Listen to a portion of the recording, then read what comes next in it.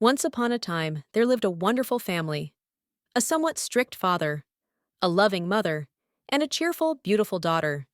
They took care of each other and were happy. It seemed that all this would last forever, but everything ends someday, and a fairy tale is no exception. The girl's mother fell ill and fell into eternal sleep, and she was left with only her father, who after some time married another woman. The wife he married had 2 sons, and so the unfortunate child became their sister. It seemed that they were too obsessed with the girl, and the stepmother blamed her stepdaughter for this. She tried to get rid of the girl by marrying her off to a strict aristocrat. But a prince showed up and proposed to her. The main character married the prince, and they lived happily ever after. The author believes that it would be great if the story ended there, but this is not a beautiful fairy tale, but realities. This is a story about how the main character was reborn as a secondary character when she was little after losing her mother and couldn't find her place, and remembered that this world was a book she read in her past life. The girl was reborn as a character that was never mentioned in the book, and she had no savior in this miserable reality.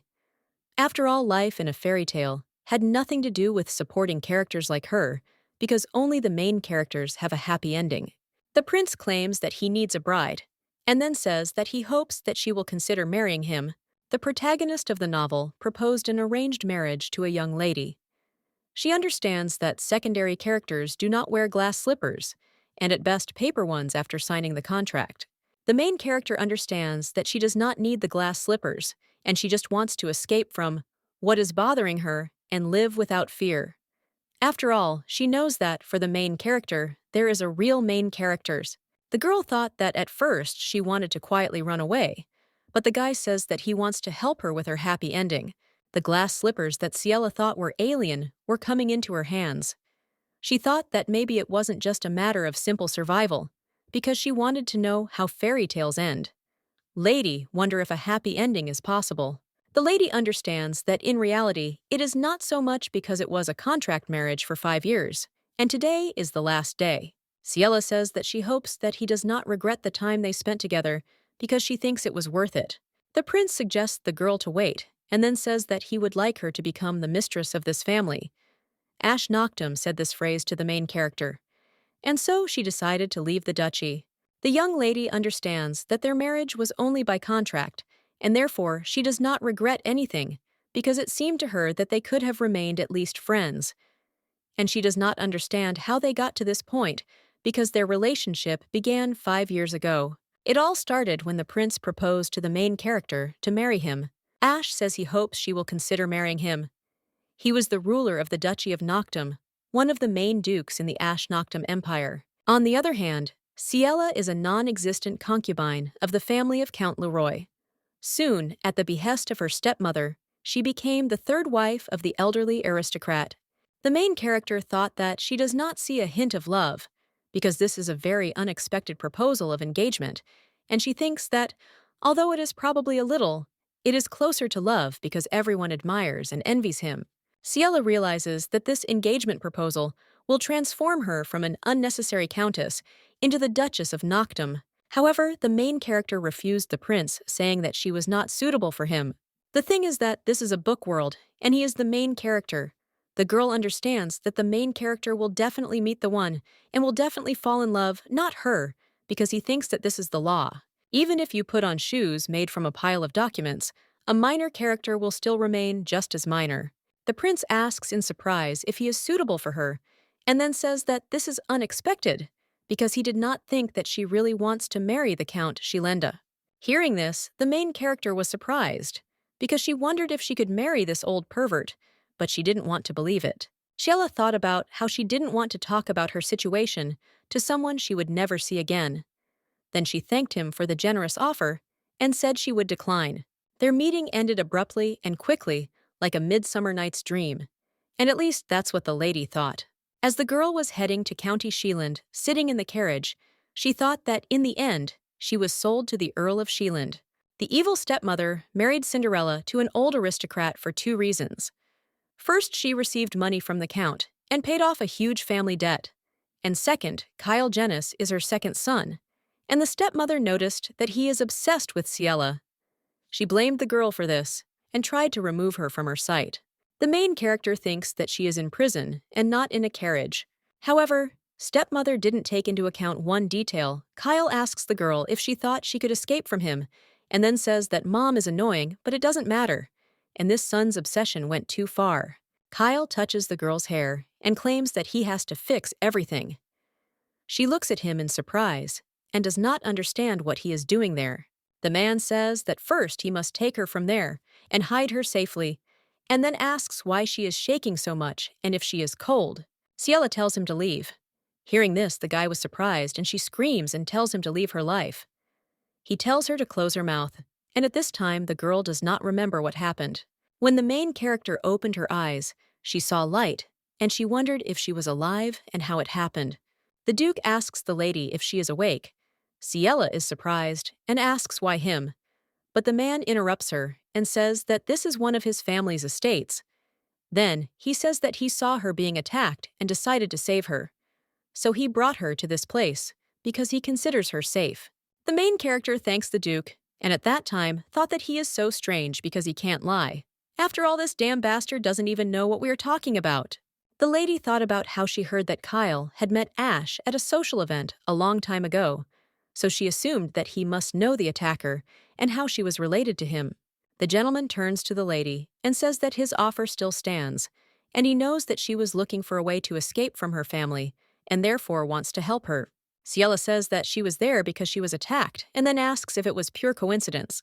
Ash says that he wouldn't say it's a coincidence, but at least she understands what's going on and wants to say that she can give her everything she needs. Hearing this, the girl thought that, apparently, Duke Noctum assigned someone to her, and thanks to him, she is alive and well, and does not know whether this can be called luck. She has a feeling that he knew about the attack, and therefore followed her, and does not understand whether she should be afraid. The main character knows that she no longer wants to live in cruelty and contempt, and she understands that if she wants to escape from this family, she doesn't care even if the glass slippers are not hers. Ciela asks if he still has the contract he showed her. He says of course he does. And so the main character became the Cinderella of the Noctum family. The lady ran away and stayed with the Duke at his estate, and everything started to get better until something happened. In the Duchy of Noctum, the Duchess, surprised, asks if she can repeat it, since she said the child's name is Louis. The lady tells the boy to say hello, but the child just looked surprised and said nothing. With the child that Ash had been looking for so long, and this boy is the illegitimate son of the Emperor. But by coincidence, he was abandoned and forgotten by everyone. Noctum found him, secretly adopted Ash, and raised him. 10 years later, the Duke and Duchess had a son named Edwin, but unfortunately, their happiness did not last long. The Duke and Duchess died in an unexplained accident, and at the same time, little Edwin, who was 2 years old, disappeared. Ash was terribly shocked by the loss of those he considered family, and decided to take over the management of the duchy to honor their memory and continue their work. Ash thought, in the hope that when Edwin is found, he will hand over everything that rightfully belongs to him. However, in the Empire, a single person cannot become the head of the family, and therefore the main character understands that he offered her to become his bride. The master found the one who could not refuse him in order to live quietly away from the world. According to the agreement, he protected the Noctum's possession in exchange for receiving a certain payment and protection. The first and last condition of the contract is that if the location of Edwin Louis Noctum, the successor to the duchy, is established, the parties may not renew the contract by mutual consent. The main character realizes that this day has finally come, and the visit of Edwin Louis, a boy who disappeared from the Duke's family 8 years ago, and Camellia Moore, a woman from a sleeping noble family who brought him to this novel. The main character Camellia appears, and the story of the original begins. Ciela understands that the contract with Ash is renewed every year, and when he found Edwin, he no longer needs to honor the contract. The man asks the lady if it is true that she brought a woman to the guest house of the estate, and then he claims that it is impossible to believe that she brought a stranger on her own initiative while the Duke is not at home. The main character explains that she contacted the Duke and informed him about the guests, and therefore believes that he will return soon. Dennis, surprised, asks the lady if she has contacted the Duke. She replies that he will be back soon and has probably already arrived. The events she experienced left their marks on Ciela, and for example, she could not stay with men in a confined space, and became indifferent to the malicious ridicule of those around her. The lady understands that in any case, Dennis, who has always been sullen for the past 5 years, and the maids who in their free time only curse her to disappear from her field of vision. Ciela looked at the lady with red hair and thought that since she already existed, she would break the contract and leave the estate. Camellia asks Ciela if she is, and then says that she wants to give this medallion and thinks that it is better to give it personally into the hands of the Duke. The medallion that Camellia brought to the estate was at first glance quite ordinary, but in fact, it is a medallion with a milky stone, proving that she is the heiress of the Noctums. The power of purification passed down through generations in the Noctum family, with the Milkstone is capable of ridding the Milkstone of dark magic. In the original, Camellia showed the medallion to Ash right away, and the main character thought it would be right to return it so that the two would be connected. Ciela looked out the window and said that the Duke had returned just in time, and then turned to Miss Camellia and said that she would go and invited her to talk to the Duke. The main character looked at the lady and does not understand what is wrong with her, because it seems that she is too worried, and then asks what is wrong. Camellia objects and says that it's nothing, she's just worried because she'll be seeing the Duke so soon. At this time, the main character thought about why she doesn't want to see Ash now, but she thinks that she is the third wheel and won't ask. And then she says that if it's difficult, then let her tell the Duke, because he is not one of those people who imposes his will on the benefactor of the Noctums. Ciela claims that no one will dare to treat her rudely, and at that time, she thought that this miss will be treated differently than her. After all, she will be the main character in this world and Ash's true love. The lady says she needs to go, but Camellia asks her to wait, and then asks to give her another minute. She grabs her hand and asks if she thought she could get away from her. The young lady pushed the miss, and then apologized for what she did and asked her never to touch her again. At this time, the Duke enters the room and asks what is going on. Ciela asks the gentleman if he has any business with her, since she was about to leave. The Duke says he can't describe how surprised he was when he received her letter, because he arrived in the evening and looked for her, but no one knew where she was. At this time, the main character became interested in whether he was looking for her first. After all, she wrote that she might have found Edwin, but she became interested in why he was looking for hers. Camellia asks if he is by any chance a Duke. He replies that the miss is right, and then asks who she is because he thinks she doesn't look like a servant. At this time, the young lady thought that she was suspicious of the scammers who came for money, but Camellia is different. And then she reports that she found and translated Edwin. The lady says that she checked the milkstone in the locket. Hearing this, the gentleman is surprised and asks if she said anything about the milkstone. Ciela says that she did, and then claims that this lady really did bring Edwin, and she thought that from now on, everything will be different and everything will change. A few days later, the man tells Ciela that it was Patrick and the Duke who was supposed to return to the estate with a guest from the annex. A week ago, Ash went to the temple to adopt Edwin, and the lady heard that Edwin went with Camellia because he began to trust her. At this time, the main character realizes that she does not care at all. The gentleman says that before the Duke's return, she had to prepare a room for Camellia in the main building of the estate, and then says that according to the status of an honored guest, only one bedroom suits Camellia, and therefore she will immediately move into her chambers. In just a week, the changes that Ciela had been expecting were supposed to begin, but everything turned upside down much faster. The main character asks if he wants her to free up the room for the Camellia, and then asks the butler if the Duke ordered him to do this, and then says that otherwise she sees no reason to free her.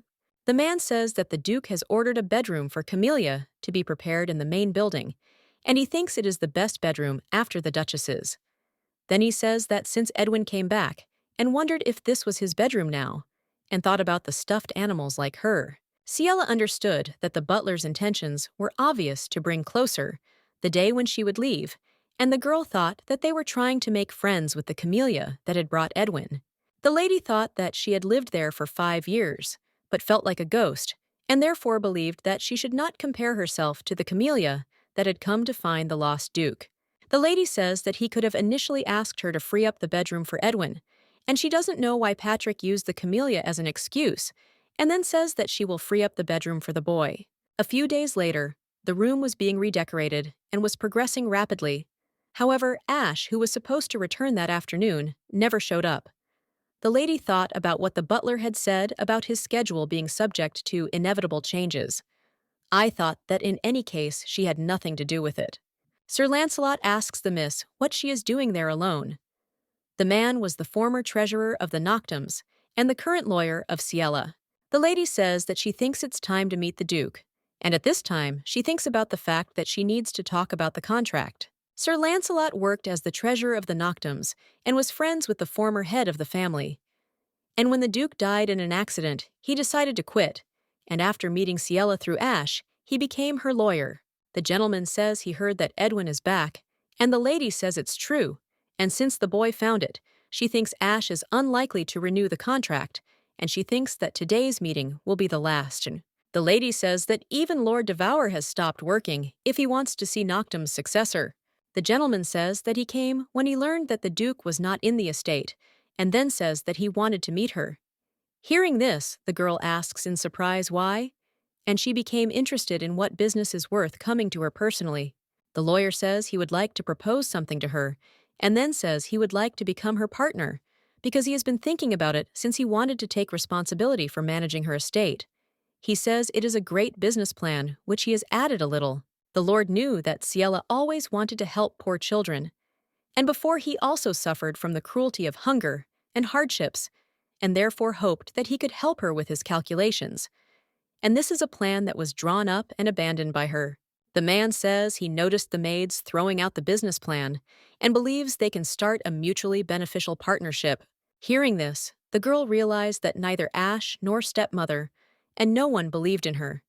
And then she says that it is so unexpected and thinks that it is difficult for her to answer now. The gentleman says that he will wait, and if she wants to discuss something else, then let him know about it. The lawyer says that the three maids who were introduced to her, one of them never apologized, even though she said nasty things about her, and he knew that she would be uncomfortable, but he ordered her to be thrown out, and therefore asks for forgiveness. Ciela knew that the maids were gossiping about her, and she was sure that Sir Lancelot heard and stood up for her. The man says that although he is being willful, if she is uncomfortable, he hopes that she will tell him. Sir Lancelot was a close friend of the Duke, and therefore could stop the rudeness of the maid. And the lady is glad, because his words gave her strength. After all, she understands that if she remains silent, nothing will change, and believes that she must talk to Ash about Patrick. After all, it seems to her that he has finally returned. The main character saw that the gentleman offered his hand to Camellia, and she wondered if they had become so close. However, she thinks that she should at least come up and say hello. Ciela saw that the lady had distracted him on purpose, and thought that if she had done so, she would have heard only abuse from Ash. But when she saw his smile, she realized that he had never smiled like that before, and she wondered what had happened between them during the week. The main character thought that she would leave there earlier than she expected, and it would be much earlier. At this time, the maids wondered if this girl Ciela would be at the festive ball in honor of the return of Duke Edwin. And the maid says that a woman who understands absolutely nothing has taken the place of his bride, and therefore they cannot treat each other equally. The maid says that she needs to bring Ciela lunch, but she doesn't want to do it, and her partner says that she thinks that even if she doesn't bring it, no one will say anything. Hearing this, the young lady thought that nothing would happen if they didn't bring her food, and she thought that she hadn't even heard about the banquet in honor of Duke Edwin, which she had to prepare as Ash's bride. And she thought that it was not necessary to attend the banquet like last time. When the lady saw Dennis, she asked in surprise what he was doing there. He told her not to be surprised, because he had just brought a letter that had been delivered to her yesterday evening. The man asks if he can come in and talk, but the lady objects and suggests they talk in the hallway. Dennis says he tried to be tactful, but she ignored him. The main character reports that the seal is broken, and then asks if he opened the letter. The guy asks if it is not his job to check everything that comes into the estate, and says that he did not expect to receive a letter in which they write that they miss Miss Ciela. And it is from the second son of Count Lurgy. The lady thought that this letter was from Kyle, and she did not understand how he locked on the island could send her a letter. She knows that a safe and unspoiled life from Kyle, guarantees well-being, and in exchange for the engagement, he was locked on the island under surveillance so that he could not escape. And this was one of the things that Ash promised. The girl wondered how Kyle could send her a letter. And then she leaves, and Dennis says, screaming that he hasn't finished yet, and asks where she is going. At this time, the young lady thought that she couldn't stay there and needed to run away, because the letter said that Kyle wanted to meet her in 15 days. Her brother often resorted to cruelty. The girl remembers that he asked what kind of older pervert she was marrying. He also wanted to know who did it. She answered that it was his mother, and it was not her fault, and therefore suggests that she go and quarrel with his mother. Hearing this, the guy grabbed the girl by the hand and asked if she considered him some kind of clown, and also wondered if she thought she could say whatever she wanted. Ciela tells him to leave her alone. The guy asks in surprise if he should let her go, and then pushes her, and says that he remembers something very well, and then asks why she doesn't get up, and wonders if she is crying. Hearing this, the main character thought that she was so tired of this, and she would like him to disappear from her sight. The boy asks in surprise if she is awake. At this time, the lady thought that she was going to Ash after she received the letter, and then she asks why she is in his bedroom. Edward says she was lying in the hallway, and he dragged her into his room, and then called the doctor. And the doctor said it was fainting from malnutrition. Hearing this, the main character was surprised, and the boy claims that the doctor said that it was a hunger faint, and this is a terrible condition from which you can die if you do not detect it in time, and then says that you need to lie down a little longer. At this time, the lady thought that she had not even imagined that they would talk like this, because he even took care of her. And then she thanked the young gentleman for his help. The girl wonders if there was a letter where it was lying. The boy says that it is good that he took it, just in case. At this time, the lady thought about asking Ash about the location of Kyle. Edwin says that the envelope was opened, but he is not one of those who secretly read other people's letters without permission and claims that he is honest. Hearing this, the lady smiled and said that she did not even think to suspect him of this. Ciela thought that she hadn't had a normal conversation with anyone for so long, and now she felt that it was easier for her. At this time, Camelia tells the Duke that she really enjoyed today, and he says that he is glad to hear it. The main character turns to the Lords and says that she was wondering where they were. At this time, they are thinking that she was wondering where Ash went, leaving Edwin alone, and it seems to her that they are enjoying their date. The gentleman says that he was going to the cloakroom because he had business there, and the lady says that she has a question. Ash says that he doesn't know what the matter is, but he is tired and wants to rest, and so he suggests that they talk later.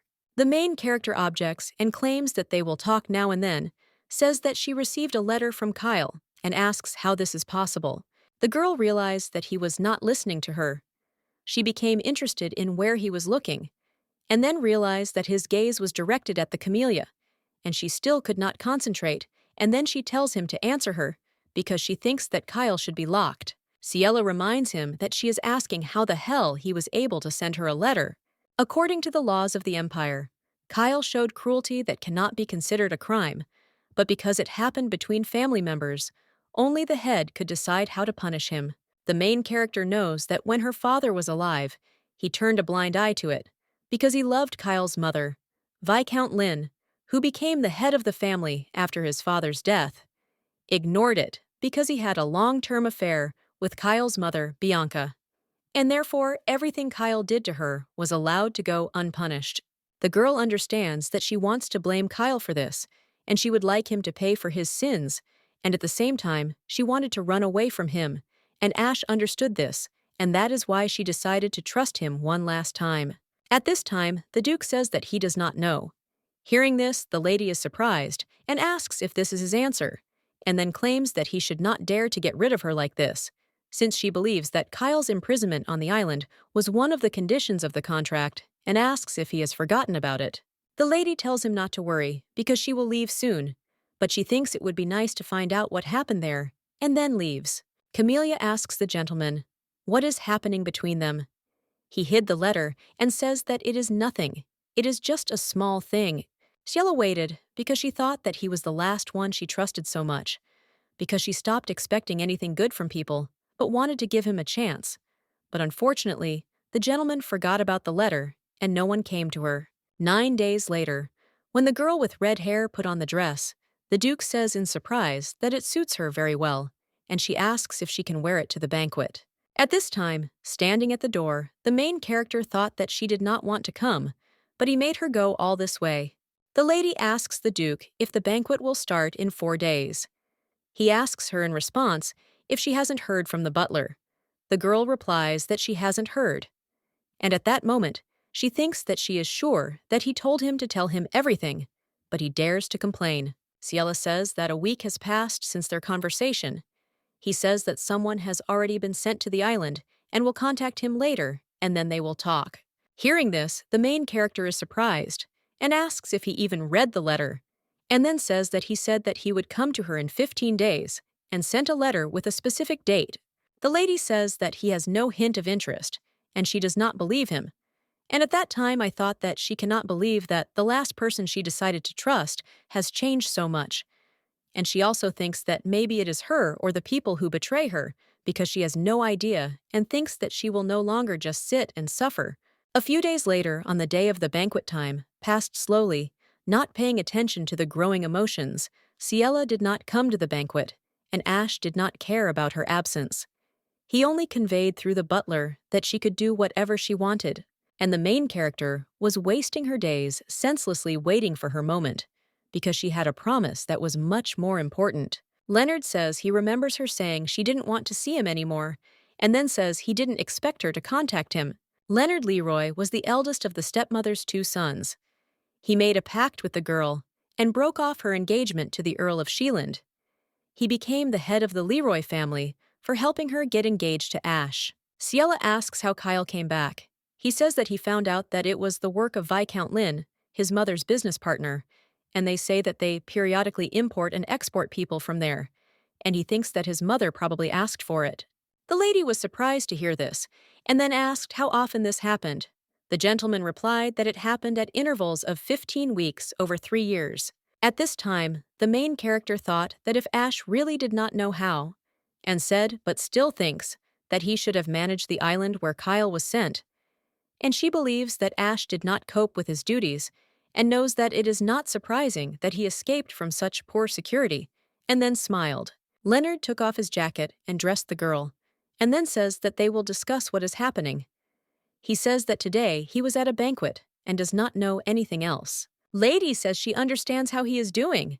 Ash asks if she has any problems since she came to him then. Ciela reports that Kyle wrote that he would move in with her tomorrow, and then asks if he knows or doesn't care about her safety because he knows that her brother is currently visiting Anixov. The Duke says he knows because he personally examined the list of guests invited to the banquet. She claims that they can talk then, and reveals that she now plans to leave the estate with the Earl, because Ash has violated the terms of the contract. Ciela no longer trusts Ash because he has broken her trust, and she knows he could change his mind at any time. But the contract does not include a clause on compensation from the violator. And if it turns out that he has not fulfilled the terms of the contract, then she can demand its termination at any time. The main character renewed her contract every year and received twice as much as the previous year. And in turn, Ash was freed from marriage matters while he was looking for Edwin, and these were just formalities. The girls should not expect even the slightest human attitude. She asks to break the contract because she wants to finish everything right now and leave, but she understands that it takes time to organize everything, and therefore she will wait. The lady understands that her honor costs money, and if she didn't have it, she wondered if she could say so confidently that she was leaving. The girl says that she plans to leave the estate as soon as Leonard finds a place for her to stay. The Duke asks if this is how she expresses her displeasure. She asks if he has already said so, and then claims that she has already said so. Ash asks her if she thinks she's going to extremes, and then says that if she wants to say something, then let her say it and not waste time. Ciela turns to Ash and says that she is not finished yet. He says that unfortunately, he does not have time to listen to her complaints, and then asks if she knows how much time he has already wasted because of her. The gentleman says that now that Edwin is back, they plan to tighten security, and if she is not happy with something, they will hire an escort and asks her to wait until they figure everything out. He claims that she is safe. The main character objects and says that it is pointless because he does not want to understand what she is afraid of. Leonardo asks if she is talking about her fiancé. She answers that this is exactly why she was going to leave without saying anything, because she thought that she could live happily just by leaving her family. But they understand that nothing has changed, only the place of residence. When the girl heard that she was being married to the Count of Sheeland, she did not resist at all, because she wanted to escape from the terrible family. After all, she knew that Ash would soon meet the main character, but she thought that at least she would not break her promise. Ciela thought that after the end of the contract, they would part on good terms, but the reality was completely different from her imagination. After all, she was abandoned, and there was no longer a need to look for an heir and renew the contract. The main character tells Leonard that she couldn't pay him right away, and he asks in surprise if she means that she doesn't trust him, and then says that he understands, and thought that no one expected Kyle's sudden return, and how surprised the girl was who trusted Ash for 5 years, who promised to keep him behind bars. The gentleman knows that the lady will not be able to trust anyone now. And then he says that there is no problem if the payment is a little delayed. And at that time, he thought about whether she believes him or not. But he will draw up an agreement that in fact it is important to expel Kyle from the family, to expel him from the country. But he became interested in what Ciela can give him. The man asks what she will give him in return.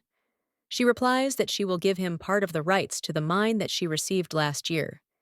Hearing this, he is surprised, and then says that the mines that he has are more than enough for him. The main character says that she doesn't think that opalite is mined in his mines, about a half-liter mine that is passed down noctums from generation to generation. The stone is highly valued for its cleansing power, and even a single mine brings in a profit greater than the annual income of most territories. Leonardo asks in surprise if she wants to give him part of the rights to the opalite mine. The lady says that it is, and at that time, she thought that his reaction was expected. As befits a man who betrayed his younger brother to become the head of the family, Leonard was the one who ignored kinship in favor of money, but that is precisely why the main character could trust him. The girl understands that as long as she has money, Leonard will help her. The man says that the opalite mines have been monopolized by the Noctums for generations, and then asks in surprise if the Duke gave them to her. The lady says there is an attack, and then asks if he knows its value. She tells him that even a small part will bring him more money than all his mines put together. The gentleman wonders if he can ask her how much exactly she thinks, and then says that he thinks there is someone here, and when the girl looks away, she sees Dennis and Camellia. She thinks that it looks like they have a normal relationship, and she wonders if they could become close friends. Leonardo asks if she knows them. Ciela says she does. When the young people noticed them, they were surprised, and Dennis asked in surprise what they were doing. At this time, the main character thought that it was funny that he was yelling at her, even though she was nearby, and then said that how could he notice that she had lunch with the Count, because she hadn't seen him for a long time, and then suggested that he greeted the guest. Leonardo says that he thinks that someone is still spreading nonsense, and thinks that it is surprising that the workers there are so poor. When rumors spread about Kyle's deeds, Leonard was also limited for a long time, because the younger one went crazy, which meant the elder one would soon too. Because of this, Leonard hated rumors that somehow connected him with the Leroy family. The lady asks why he doesn't say hello, since there is a Count in front of him. Dennis says that he greets Count Leroy, and then says that his name is Dennis, and he is the Duke's butler. At this time, Camellia grabs the gentleman by the hand, and then asks for forgiveness if they disturbed them. The main character noticed that Leonard was behaving strangely, and then turns to Miss Camellia and asks to let go of his hand. Ciela looked at the surprised gentleman and asked what was wrong with him, because she thought he was completely crazy and didn't understand what was happening. He said he had a headache and wanted to rest, and suggested they talk later, and then left. When the girl was left alone, she thought that something was wrong, and she wondered why he suddenly had a headache, because they were talking normally, and then suddenly he was like a doll. When the lady was walking down the corridor, she saw a young gentleman and asked if he had been waiting for her at the door all this time. He said that he had come to see his sister, and she looked at his leg and said that it seemed to her that he had been sitting for too long, and suggested that she wait a minute, because she wanted to straighten his leg. Ciela asks Edwin what kind of scars and abrasions he has. He replies that nothing, he was just playing. but the lady tells him not to lie to her, and then asks him to tell who offended him, because he helped her, and she wants to help him. Edwin gradually began to tell Ciela about the man they lived with, and his name was Ted. The boy believed that he was Camelia's friend, but he said that he knew nothing more about him, the man with whom the main character lived before meeting the main character. And this is not in typical romance novels, and she does not remember reading about anything like this. Moreover, no one knew about it, which means that Camelia deliberately hid it, and she must have washed Edwin herself so that no one would find out about his abrasions. Ciela doesn't understand why. Even though this world was created for romance, Edwin suffered and she hid it. She thought that, even though she herself barely makes ends meet, if she can do anything for the boy, she wants to help him. The main character turns to the gentleman and says that not a year has passed. He asks in surprise what she is doing alone in his office and without his knowledge. The lady says that sometimes he forgets that she is his fiancée, but she doesn't want to criticize his attitude towards her and therefore gets straight to the point and says that Edwin has scars. Ash is surprised to hear this and asks what she is talking about. She continues to tell that they are old and barely noticeable, but on both legs, and the scars are the same length as if someone used something similar to a whip. The lady says that she has the same on her body, and it is difficult to remain indifferent when faced with something like this. She thinks that it looks like someone beat him with a whip. Ash says in surprise that it can't be. And the girl says that if he doesn't believe her, he can go and check it himself, because he thinks that then he will know the truth. At this time, the main character thought that even though he was blinded by love and could not take proper care of the child, when he saw this with his own eyes, he would no longer avoid him and ignore him the way he had done to her. A week had passed since the banquet, and the day appointed by Kyle had passed, but he had not shown up because of this. Ciela was becoming more and more anxious every day, because she did not know when and how he would appear, and she was practically locked in her room. The girl understood that this could not continue, and she needed to finish the conversation with Leonard as soon as possible and leave. Edwin asks his sister if he can come in, and after a few conversations, he began to visit her often. Mostly they just chatted. The young gentleman asks if she is upset that he has not visited her for a long time, and therefore thinks that she probably hates him for this. Talking to the boy gave the main character strength, because for the last 5 years she had no one to talk to, and it would be more accurate to say that she was not upset about what she was upset about. The girl says that she would never hate him for something like that.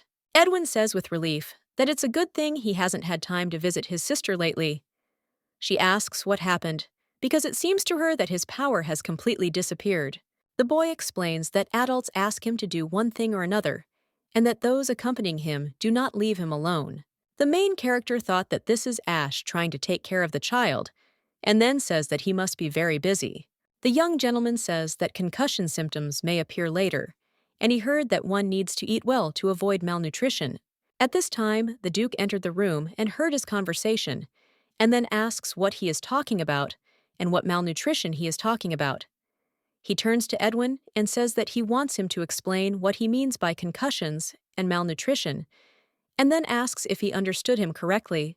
The lady does not understand how he can intimidate the child like that, and believes that this conversation needs to be ended before Edwin gets even more scared.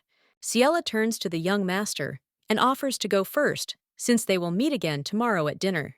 The main character turns to the gentleman and says it doesn't seem like he's worried about her health, and then asks why he came here. He says that they called from the island, and Kyle left the island 2 months ago, as she said. The Duke suggests that they detain him quickly, since he will now take better care of her, and says that he admits that he was wrong this time. He says that regarding Edwin, thanks to her words, he was able to quickly sort out the situation, and thanks her for her help. Ash asks why she is silent, and then reminds her that he has already told her that she can do whatever she wants, or that it does not require his consent. At this time, she thought about how she always tried to follow his wishes, and does not understand why he is unhappy. The gentleman says that if she has any complaints, then just let her tell him. The lady says that if she tells him, then asks what will change. She wonders if anything has ever seemed strange to him. The Duke asks in surprise what she is saying. The lady asks if he gave all the orders to the butler, and then asks if it is not strange since she did nothing there at all, and he never even asked her if there were any problems. Ash says that it is some kind of mistake. She says that it is definitely, and then asks if something happened and also wonders if he tried to ask the butler. And at that time, she thought that now she already understood everything and this indifference and the neglect that follows from it. Leonard says that she may not believe him, but he himself does not understand why he did it. After all, he only thought that his headache would go away when he got out of there.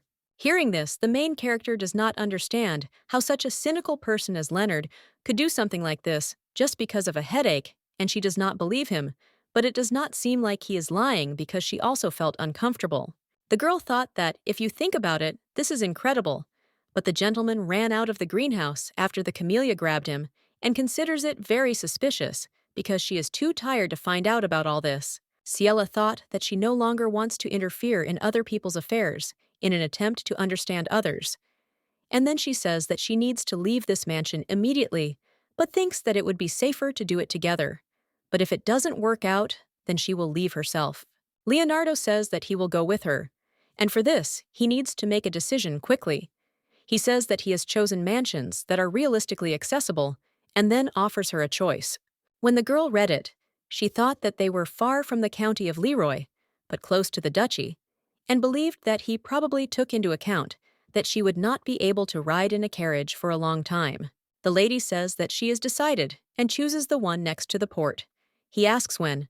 The girl replies that tomorrow night she wants to leave as soon as possible because this whole situation has dragged on for too long. A few hours later, Ciela thought that the things were packed, and all that was left was to make sure that Ash left the mansion tomorrow because she thought that he thought that she was just complaining like a child, and if they caught her entering the mansion, the troubles wouldn't be taken away, so it was better to avoid meeting him. The girl thought that if she made the camellia come out, then Ash would definitely follow her, and therefore she believed that there would be no problems. When the lady went out into the corridor, she saw blue roses and thought that they were expensive, but also hard to get. And she remembered that Kyle had given her some, and thought that he was already here in the mansion. Ciela doesn't understand what to do and where to run, and how to hide from him, and also wondering how he found her, and she doesn't want to see him under any circumstances, and doesn't want to be caught. Edwin tells his sister that he has arrived, and then asks what happened, because she doesn't look well, and also wonders why there are so many blue roses on the floor. At this time, the main character thought that she felt like she was going crazy, but she believed that she couldn't fall while Edwin was there, and suggested that they first go to another place and talk there. The boy turns to his sister and says that if she is in pain, then she should definitely tell him. He reminds her that she told him to tell her if it hurts, and therefore he also wants to help her, but let her tell him. Ciela thanks him for such words and says that she feels better. At this time, the girl thought about whether anyone had ever worried about her like he did, but she thinks that it is unusual for her to do so, but it is so pleasant, and she felt much calmer. The lady says that now she thinks how good it is that he came today, and the boy says that today Camellia is going somewhere in the evening, and then says that, in fact, he went into her room earlier, but he saw a guest there, so he came in later. Hearing this, the girl was surprised, and then asked if he by any chance knew this man. He said that this was the man he had seen several times in the garden, and he was standing right in front of the door. At this time, the main character thought that now that she had calmed down, she thought that Kyle could not have come here himself because he believed that, in any case, the Duke's residence was not a place where an outsider could so easily penetrate and then leave unnoticed. However, Ciela knows Kyle and believes that there is only one reason why this could happen, and that someone is secretly communicating with Kyle in this mansion. She thought that maybe she is not surprised, because subconsciously she expected this and felt that Duke Noctum does not care about her safety. The lady looked out the window and saw the Duke's carriage, and she wondered who it was at such an hour. Then she saw that it was Leonard and Camellia, and she wondered why they were together. At this time, a boy comes into the room and says that Camellia said that she would come later to see where he will live, and she also said that he cannot continue to stay there, and she thinks that he should find himself a place to live, but he thinks that, fortunately, he was lucky because some count helped him find it. Ciela asks if this is Count Leroy. He says that is correct since that seems to be his name. She asks if he didn't say that he was going to Elion. The boy says that is also correct, and then asks how she found out. At this time, the main character thought that it was impossible to know, because this is the place for escape that Leonard chose for her. She turns to the young gentleman and says that this is a little sudden, but she has a request. The next day, the boy tells his sister that the camellia left early and he ran to her right after breakfast. She asks if he means that the camellia often leaves like that. Edwin says that it seems to him that she has been going somewhere every day lately, but he is brave, so he is not afraid to be alone. Having heard this, the girl does not understand what this woman is thinking, and remembers that when she first came to this mansion, it seemed that she cared about Edwin, but she understands that now it seems she does not care, and she cannot shake the feeling that she is becoming like her. Lady understands that since Camellia is the main character, Ash and his subordinates are trying to get closer to her, and even Leonard provided her with the same shelter that she chose, and does not understand whether all this is a coincidence. The girl says that she just needs to give this letter to the servant and asks to do this young gentleman. The boy agreed, and she thought that he is such a good child, but she feels sorry for him. Edwin says that he will return soon, and she says that she will wait for him. The main character thought that there is a possibility that the letter will be intercepted by the butler again, but she believes that the heir of Noctum will be careful, because he understands that without him, it would be difficult to contact Lancelot. Ciela knows that the money is in the bank, but the mine and the country house are run by Lancelot, and so she hopes that he will come as soon as possible, because she is sorry that she cannot contact him directly. The girl understands that she could not send a single letter, even though she was the head's fiancé. She knows that she needs to survive because she was born, and then she decides to go outside first because she needs to find an escort. The lady told the driver to prepare a carriage to transport the luggage because she knew that she had to be ready to escape, and if she could hold out until then, something would work out. At this time, a boy comes into the room and says that he gave the letter and saw with his own eyes how the servant took it. The lady thanks him and offers to drink water first. He says that it was not so difficult, and then says that the weather is very nice and asks if they will have lunch there. She agrees. The main character thought that Edwin is really a very good child, but she can't do anything for him because she wants to leave this place today and thinks that she will have to leave when the carriage is ready, but she doesn't understand when. Suddenly, the girl heard voices and realized that it was Ash and Camellia, and she became interested in where they were going. The Duke asks Lady Camellia what happened, and she says with tears in her eyes that she is not meant for this place because she believes that for the sake of Louis's future, she must leave calmly. The gentleman asks how she knows what will be best for Edwin, since he thinks that she is the best fit for this place.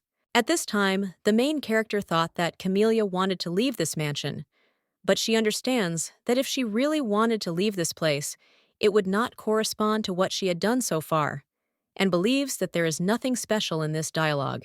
Ash asks to let him show the situation right now, and then turns to the lady and says that he would like her to become the mistress of this house. Hearing this, Ciela remembered that when she asked Ash to leave and not complain, the lady understands that he decided that her despair was childish complaints, but she is so impatient to leave this mansion today.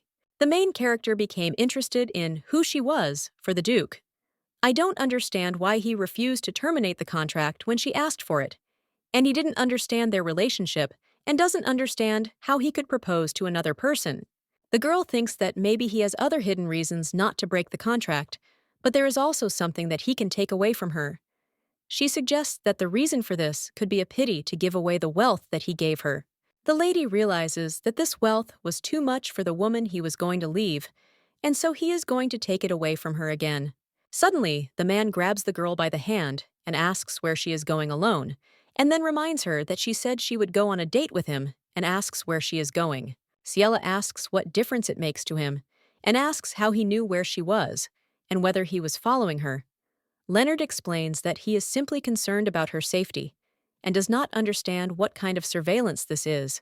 The main character thought that he should have asked her permission to do this, but the man claims that now it is his turn to ask questions, and he asks why her feelings suddenly changed. The girl says that she knows about his trip to Elion with Camellia. The gentleman asks in surprise How she found out, Ciela wonders if it is so important and asks what he is thinking about. At this time, Leonard thought that he really went with Camellia to Elman, but he doesn't remember how he got there and what he did. He asks to wait until he remembers, but the lady objects and says that this is enough and suggests that he leave.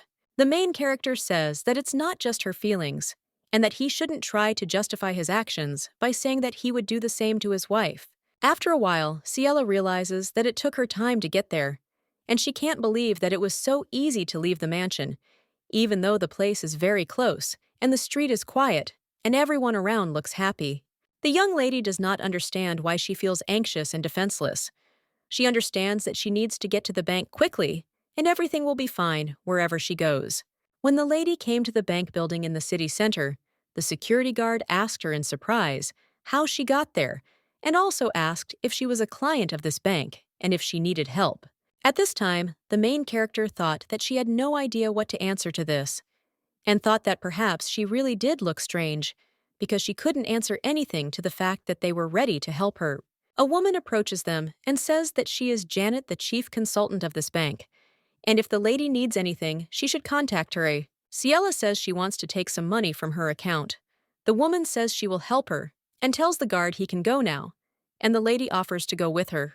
After some procedures, the main character thanked Janet, and the woman said that if she doesn't mind, then let her take it, although it's not the largest guild in the duchy, but it can guarantee that it's a trustworthy place. And the girl read that this is the address of a mercenary organization and does not understand why she needs it. Janet explains that they have been hiring them for several years to protect the bank, and the guard she saw is also a Titan employee. She says that not only men but also women work in this place. This woman says that their leader Taylor is a woman with a noble soul, and therefore she is always attentive to guests, even if they do not come to her for a specific matter. At this time, the main character thought that Janet noticed her fear when she saw the man and understands that she gave her this information and then thanked her. The woman says that she hopes that this place will be useful to her. Taylor says it's nothing special since nobles frequent this guild. The lady says that maybe her request will seem too difficult for them, and the woman claims that she didn't say anything and then asks what she wants. Ciela says that she needs someone to protect her because her life has been in danger for a long time. The woman asks if this is someone more influential than her. The lady objects and says that this is not so, and this is her new brother, whom she was so afraid of that she could not leave the house or even her room for several years. Taylor offers her to listen and then says that she knows one guild that deals with contract killings, and she can tell her about it if she needs it, and then after thinking a little, suggests forgetting. The guild leader says that she said that she needed security and therefore can recommend 3. 2 of them are twins who are excellent swordsmen. Seeing the photo, the girl thought that it was a relief that they were women, and then she said that it was great and asked for how long the contract was. The woman replied that until she was sure of her safety, and then said that she could not give a big discount, but would compensate her for it. Taylor says that looking at people like her always brings back memories of the past and makes her scars hurt. The girl with red hair, Nana, says that she is pleased to accompany a beautiful girl and another mercenary. Lena asks if she thinks that the mistress spent money for her to have fun. The lady turns to them and suggests calling her Ciela. And at that time, she thought that these sisters get along well with each other, but for some reason she envies them. The mercenaries tell Ciela not to be shy about contacting them. Aaliyah doesn't claim that she will do so. Lena asks whether to leave all the things with money in this hotel. The lady explains that this is what needs to be done, and Lena tells her not to worry about anything because they will see each other in 2 days. When the main character was left alone, she thought that now everything was ready, and in 2 days she would leave the Duke's mansion for good. And these were her last days in the Noctum mansion. The mercenary asks the lady if she lives there. She replies that she does, but will soon leave the place. The butler, screaming, asks the lady where she went and returned so suddenly, and says that he has a lot of trouble because of her departure. Nana didn't think long and approached this man, and then grabbed him by the shirt and pushed him away. She asks where he is putting his hands, and also wonders if he wants to die. Dennis asks her what she's doing, surprised, but the lady with the red hair claims that she's here to ask questions and says that this guy looks like a fried potato, and then tells him to get out of there and calls him an idiot. The mercenary says that she is wasting her energy on trifles and then asks the mistress if she is okay. Nana says that, although she thought that Ciela was important because of her beauty, it seems that she is actually a noble lady, and then asks if she can see her off. At this time, the main character thought that she was a little nervous after coming to the mansion, but thanks to the guard, she feels calmer. At this point, Dennis looks at them and asks why they are treating him like a fool and even giggling. He says that he cannot believe that the lady let a stranger into the residence, and then claims that this is disrespectful to the Duke. Ash asks what the noise is about. The butler says that the lady went out alone without permission, and he was trying to prevent a stranger from entering the mansion. Ciela objects and says that she is not an outsider, but her bodyguard. How he does not care about her safety, who she hired this person, and asks if it has any significance. The Duke asks why, in surprise, and also wonders if she had a bodyguard, since he is sure that he assigned one to her. The lady says that if this is so, then she offers to explain why only she and Nana are here now. But the gentleman only looked silently and said nothing, and she asks if he really doesn't know anything, and then claims that, in fact, he might not even want to know. Ash tells the lady to wait, as he hasn't finished their conversation yet.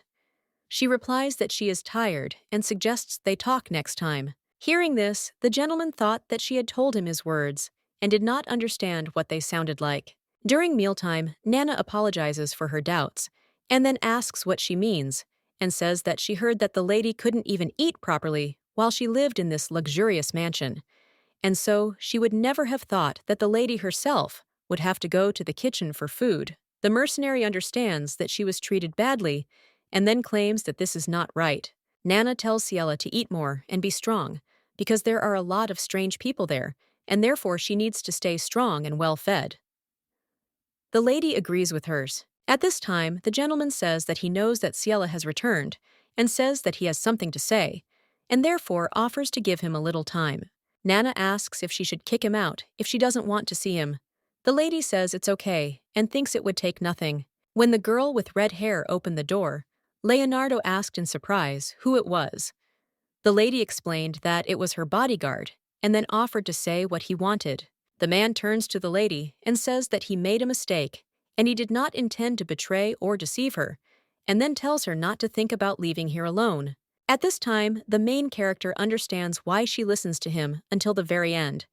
He suggests that she think about what kind of family she and Kyle belong to, and then assures that in the end, she will need his help. Ciela asks if it was a threat, and then says that it was scary, and she understands perfectly well what he is talking about, and therefore said goodbye to him, and Nana closed the door in his face. The mercenary says that he is annoying and let him just try to come here again, because then she will deal with him personally. At this time, the Duke sitting in his office cannot work because he remembers Ciela's words and thinks that her words, and as if it was not she who said it, but a tired and abandoned person. But he thinks that she should not have a good reason for this. Ash understands that he is constantly busy, but Ciela sits in her room doing nothing, and he tried to understand her anxiety because of Kyle, because it seemed she was sick, so he asked the doctor to closely monitor her condition, but the lady behaved as if she was not trying to understand him, let alone his actions. The Duke thinks that instead of appreciating his concern, she acts as if she doesn't understand him at all, and he thinks that this can't go on any longer because he needs to have a serious talk with her. But first, he will find out the truth about the story with the bodyguard, and then resolve one misunderstanding after another. The gentleman asks for the butler to come to him. The man asks if he can come in, and then apologizes because he is late, and explains that he had to escort Count Leroy. Hearing this, the Duke remembered the girl's words, that she said that she planned to leave the residence with the Count, and then asked if Ciela would leave with the Count. The butler looked at the gentleman in surprise and asked what he was talking about. Ash thought that with her character, she would never leave here silently, but he did not understand why he was worried, because lately she had not been acting like usual, but he understood that she could really leave this place, and he was not ready to let her go like that. Elion for a while, and she thinks it would be better to go to Gerard, because it is located near the port not far from the Principality of Benas. And therefore, if you go further, you can end up by the sea. The mercenary says that she has been to Bainassi during her time as a mercenary, and that it is a pretty nice place to live. The lady says that then she should really consider going there. Hearing this, the lady with red hair offers to trust her, as she and her sister will accompany her until she feels safe. Hearing this, the main character thought that she was still wary when she was asked to trust someone, but she realized that for the first time, she felt calm from these words, and then thanked Nana. The servant announces that Sir Lancelot has arrived. The man says that it is cloudy today, and it seems that it will rain soon.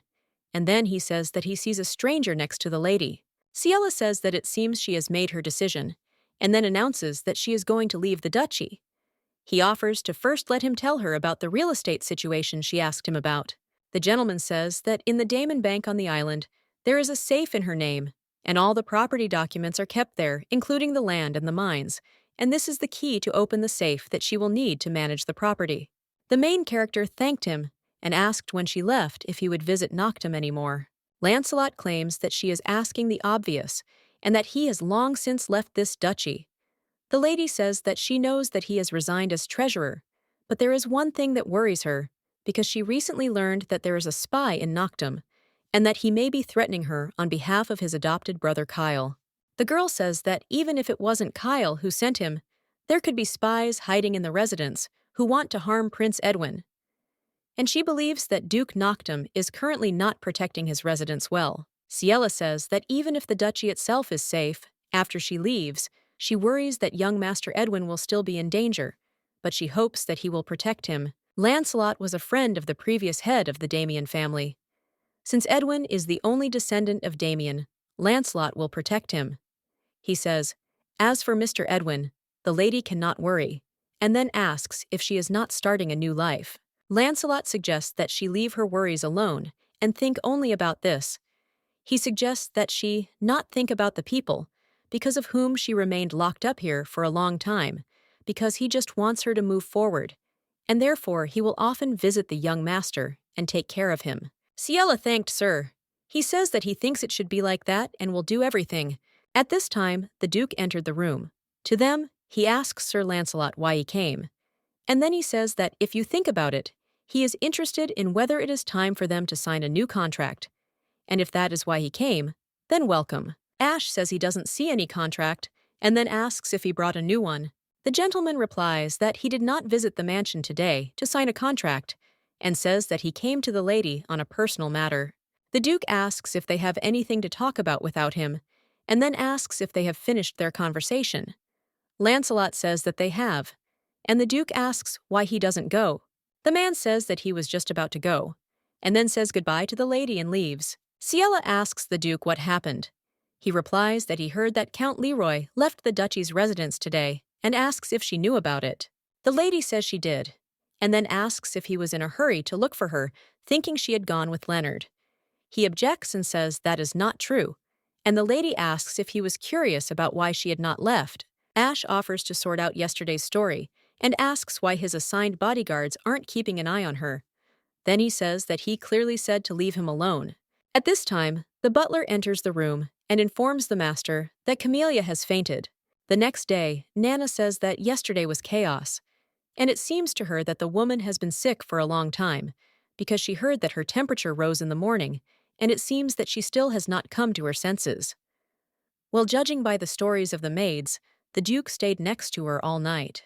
Hearing this, the main character thought that love is a wonderful feeling, and it is hard to believe that Ash looked after a sick person all night, and understands that yesterday she acted impulsively without even realizing it. But she understands that Ash's behavior seems familiar to her, because if she had fallen, he would have definitely left. Ciela thought that it didn't matter, that it would be dishonest, because she would no longer pay attention to his behavior. The lady says that there will be a lot of work today to get to Gerard, and a lot of things need to be prepared. The mercenary says that it is better to hurry before the rain comes even harder, because he understands that it is dangerous to ride in a carriage when the ground is slippery, and therefore suggests hurrying. Daniel looked at the lady and said that he knew that this would happen. That's why he went out. He asks if she is going out again today, and then says that yesterday was the last day she could go out without permission, because now none of the cabbies will give her a carriage. Ciela tells them to do whatever they want, and then says that, hey, a cab is not needed because she will go on foot. The main character says that it is good that she left. Nana says that in bad weather, you can get into an accident in a carriage, and when you walk, your mood improves. And besides, the road is slippery, so they will get there faster on foot. The lady agrees with her and says that they would probably go slowly if they got into the carriage.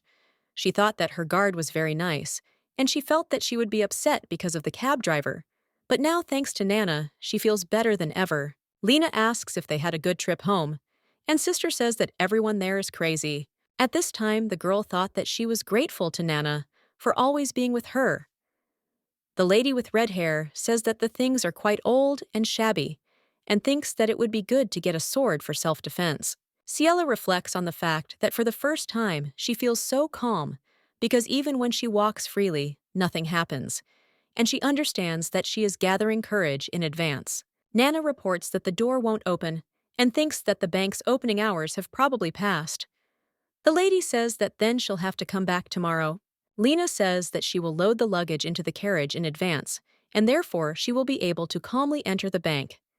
At this time, the girl thought that by the end of tomorrow, after all, they have prepared everything necessary, and now they only need to send cash to Gerard's bank. And therefore, she thinks that she only needs to hold out for today. Ciela thinks that she will leave this place tomorrow, but when she entered the mansion, she does not understand why it is so noisy. The man tells the Duke that they found her, and the lady is there. Ash turns to the lady and asks what she is finally about, and then turns to the knights and tells them to get back into place. He tells the lady that they need to talk. The Duke asks where she went without warning, and at that time, she realized that Dennis had reported her, and then he asks if there is any reason for her to report everything she does. She says that she did not want to waste the time of people who do not care where she is. Ash wonders if she thinks he doesn't care where she is. Lady asks if that's true, and thinks he's been acting weird lately, but she doesn't want to find out why and continue the conversation. She asks if Camellia is okay.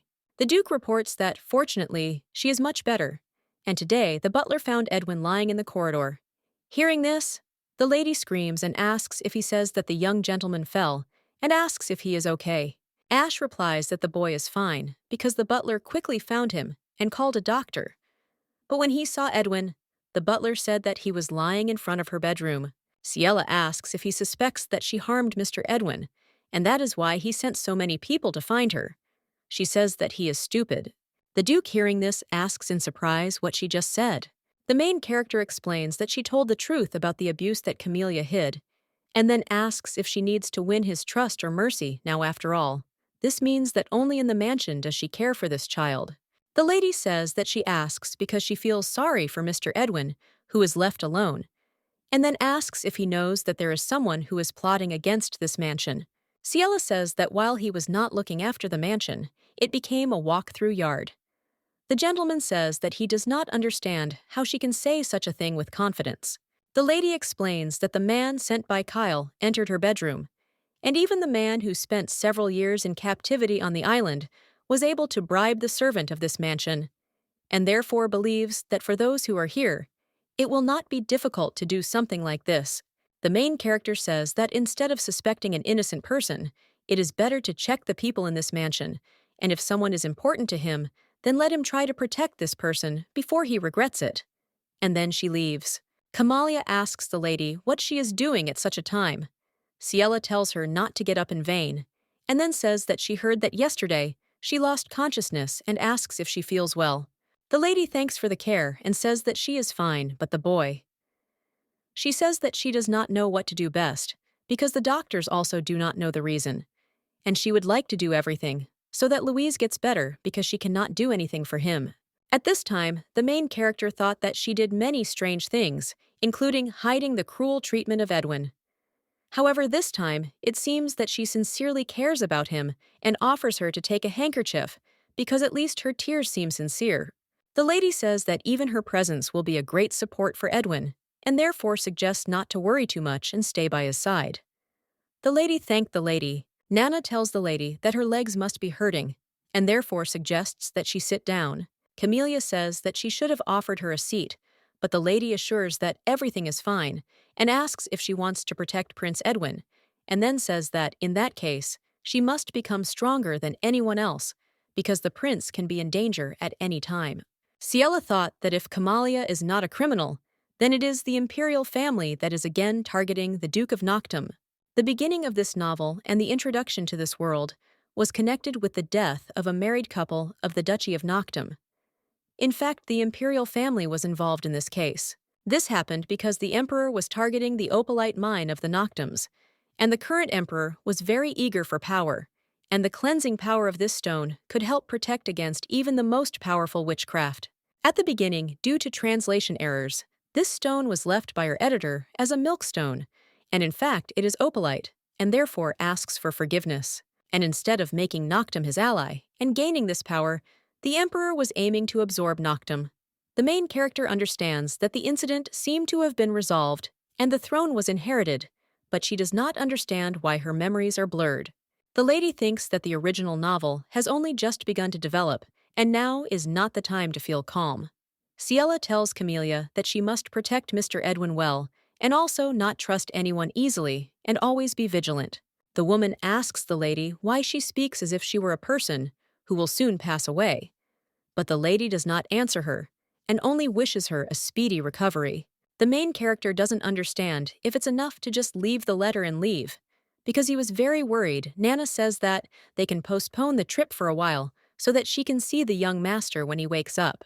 Ciela objects and says that it is enough that she saw his face, because she understands that in any case she cannot do anything for him. At this time, the young lady thought that of course she was sincerely worried about him, but her efforts alone would not be enough to protect him. And today's visit to him was only her selfish act to calm her down. The girl believes that all she can do is try to hope that everything will be fine for him in the future, and if their destinies intersect, they will meet again. At this time, the butler runs after her and asks Miss Ciela to wait. He asks if she is still going to leave after what she saw yesterday. The lady asks what kind of rudeness it is for a servant to block the noble's path, and then orders him to step aside. The man objects and says that he will not leave, because the Duke ordered him to take her to his study until he returns. The lady thought that she knew for sure that he had not returned after leaving this morning, and yet she had to wait for his arrival, because he wanted to tell her something. Ciela tells him to tell her that they will talk later. The butler says that it seems she does not understand what he is saying, and then orders the guards to seize the lady. The man says that he will repeat it again, because he must accompany her to the Duke's office until he returns, and therefore offers to obediently follow him. The lady asks if she should wait for the one who is not in the mansion, and then reminds her that she said she doesn't want to, and suggests getting out of the way right now. The butler says that then they have no choice but to use force. He tells the guards to take the lady inside immediately. Nana tells the lady to stand behind her, and then pulls out her sword and says that now they will see who will beat whom. Ciela tells Nana that there is no need, because she understands that she cannot face so many people alone. The lady suggests simply going to Lena and saying that she will arrive a little later and let them wait for her together in that place, and then asks if she can carry out her assignment. Nana says that if this happens, the lady will be left alone. And at this time, the main character thought that if this continues, someone will suffer, and she cannot allow Nana to suffer because of her. Ciela reminds that she has a weapon that she chose for her. The mercenary agrees and says that for a start, she will do as she said. Well, if she does not come to the appointed place. At this time, the main character thought that it seemed she knew what was meant by Nana's gaze, and if she did not return, then they would risk their lives to find her. And for 5 years, although this is a feeling that she has never felt in her entire life, and Nana is only bound to her by contract, the young lady does not understand how she can do this for her, and then she thanks Nana and thought that this time she definitely cannot go together. Ciela, looking out the window, thought that everything had turned out like this again. The butler said that due to heavy rain, the Duke was expected to arrive for breakfast at noon, and therefore suggested that he come to the office again tomorrow. At this time, the main character does not understand what he wants to tell her. That is so surprising that he is holding her back and thinks that he has once again made a fool of the man. The lady thinks that he is holding her and humiliating her until the very end, and he is dragging her out again, and it seems to her that it will be difficult to escape even secretly. She thought that tomorrow she will inform Ash that she is leaving and clearly state her intention to terminate the contract in order to leave. And if he tries to stop her this time, she will use all means. Suddenly, the main character heard someone calling her, and she wondered who it was. She opened the door and saw Camellia and asked what was wrong with her at such an hour. The woman apologizes for disturbing her, and then says that the boy has recently come to his senses and he wants to tell her something. Edwin thanks his sister for coming. Ciela says that she is glad that he woke up because she heard that he wanted to tell her something. The young gentleman asks Sister Camellia if she can step outside for a moment. She agrees and suggests that they speak slowly. Edwin reports that he actually saw the face of the man who was wandering in front of her bedroom the other day, and yesterday he saw him again hanging around in front of her room, but now there was not one, but two people there. The boy says that the moment the two noticed him and turned around, he recognized one of them, and it was Dennis. Hearing this, the main character realized that Dennis was aiding Kyle, and she doesn't understand how he is the son of the house manager. She assumes that maybe her manager is someone's puppet. The young gentleman says that he was messing around near his sister's room, and so he secretly peeped, but another man found him and pushed him against the wall, and he doesn't know his name, but remembers his face and thinks that they can catch him. At this time, the girl thought that he was looking for her while she was going out into the city, and therefore she thinks that she was lucky. She thinks that the accomplice who pushed Edwin must have already restrained him, and Dennis blamed her for this because everything happened in front of her room. Ciela thinks that in the end, she was also involved in the fact that Edwin was harmed. The boy says that they hoped that he would lose his memory, but in the end, he remembers everything, and he clearly saw that Dennis was the culprit. The lady says that it is somehow strange, because he knew that the young gentleman would soon wake up, and does not understand why he lied then, and says that it seems she knows the reasons. The main character understands that all people do not believe her, and there are even those who do not want to listen to her, and it seems that everyone has problems with their heads. Edwin says that everyone ignores her, and that's why she wants to leave here. He says that he read the letter that she is leaving this place, and then says that he likes her, and that's the only reason he can't keep her.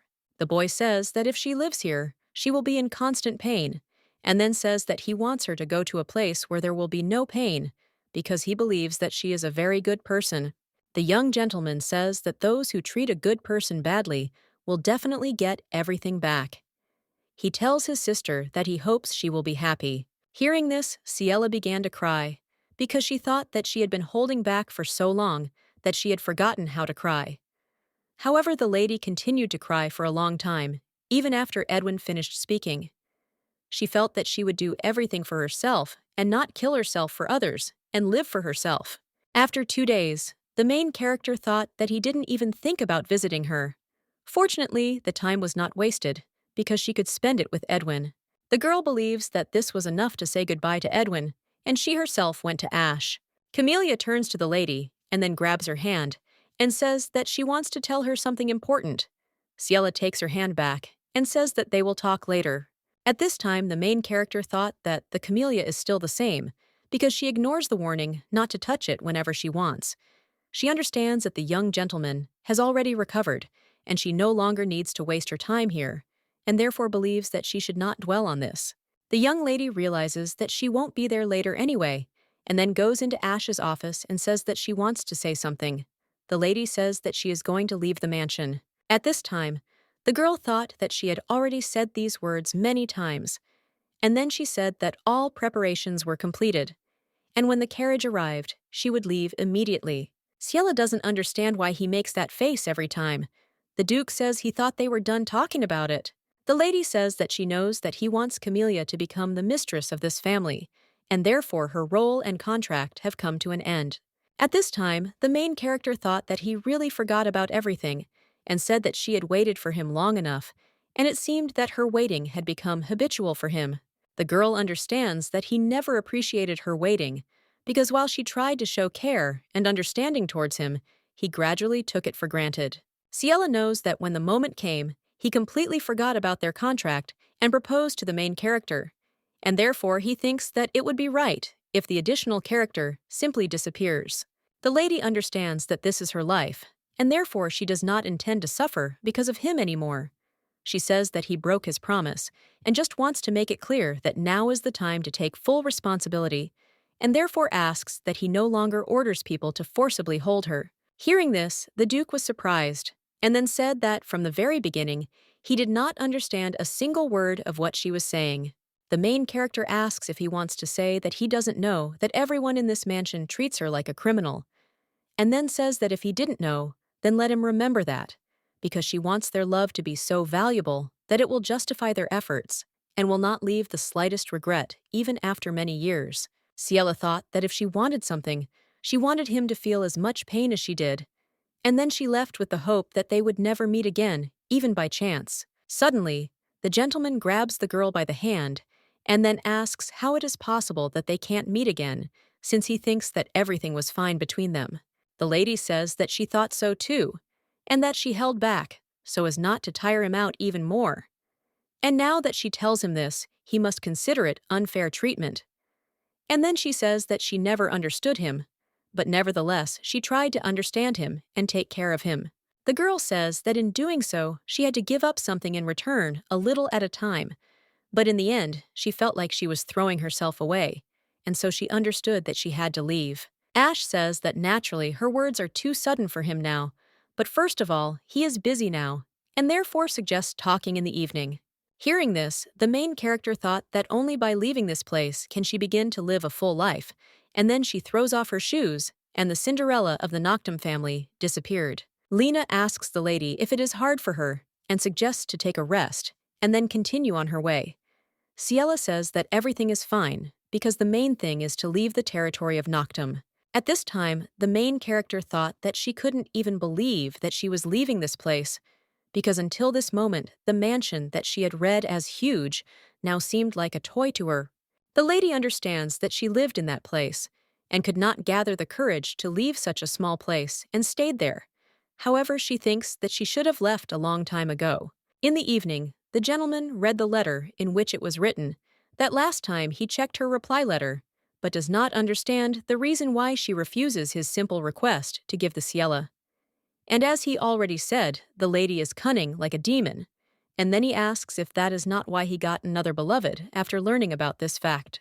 The letter said that this was a great opportunity for him to get rid of the worthless stone and put a precious stone in its place, and he should know that he does not forget kindness, but never forgives offense, and therefore will wait for a positive answer.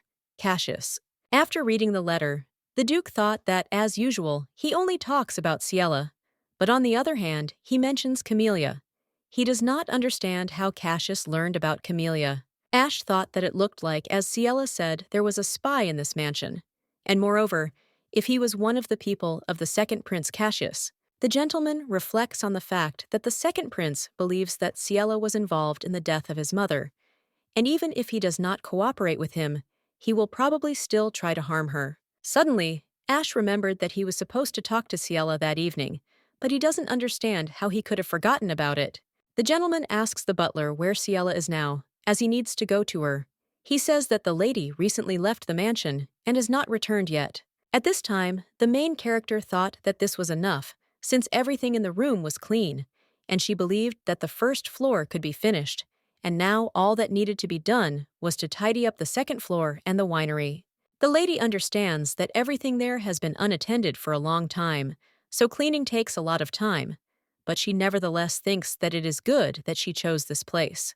The girl understands that the winery is big and spacious, and therefore if it is cleaned well, it will be great, and then it will be possible to open a shelter for children there. After all, she wants to help children who have nowhere to go as soon as possible.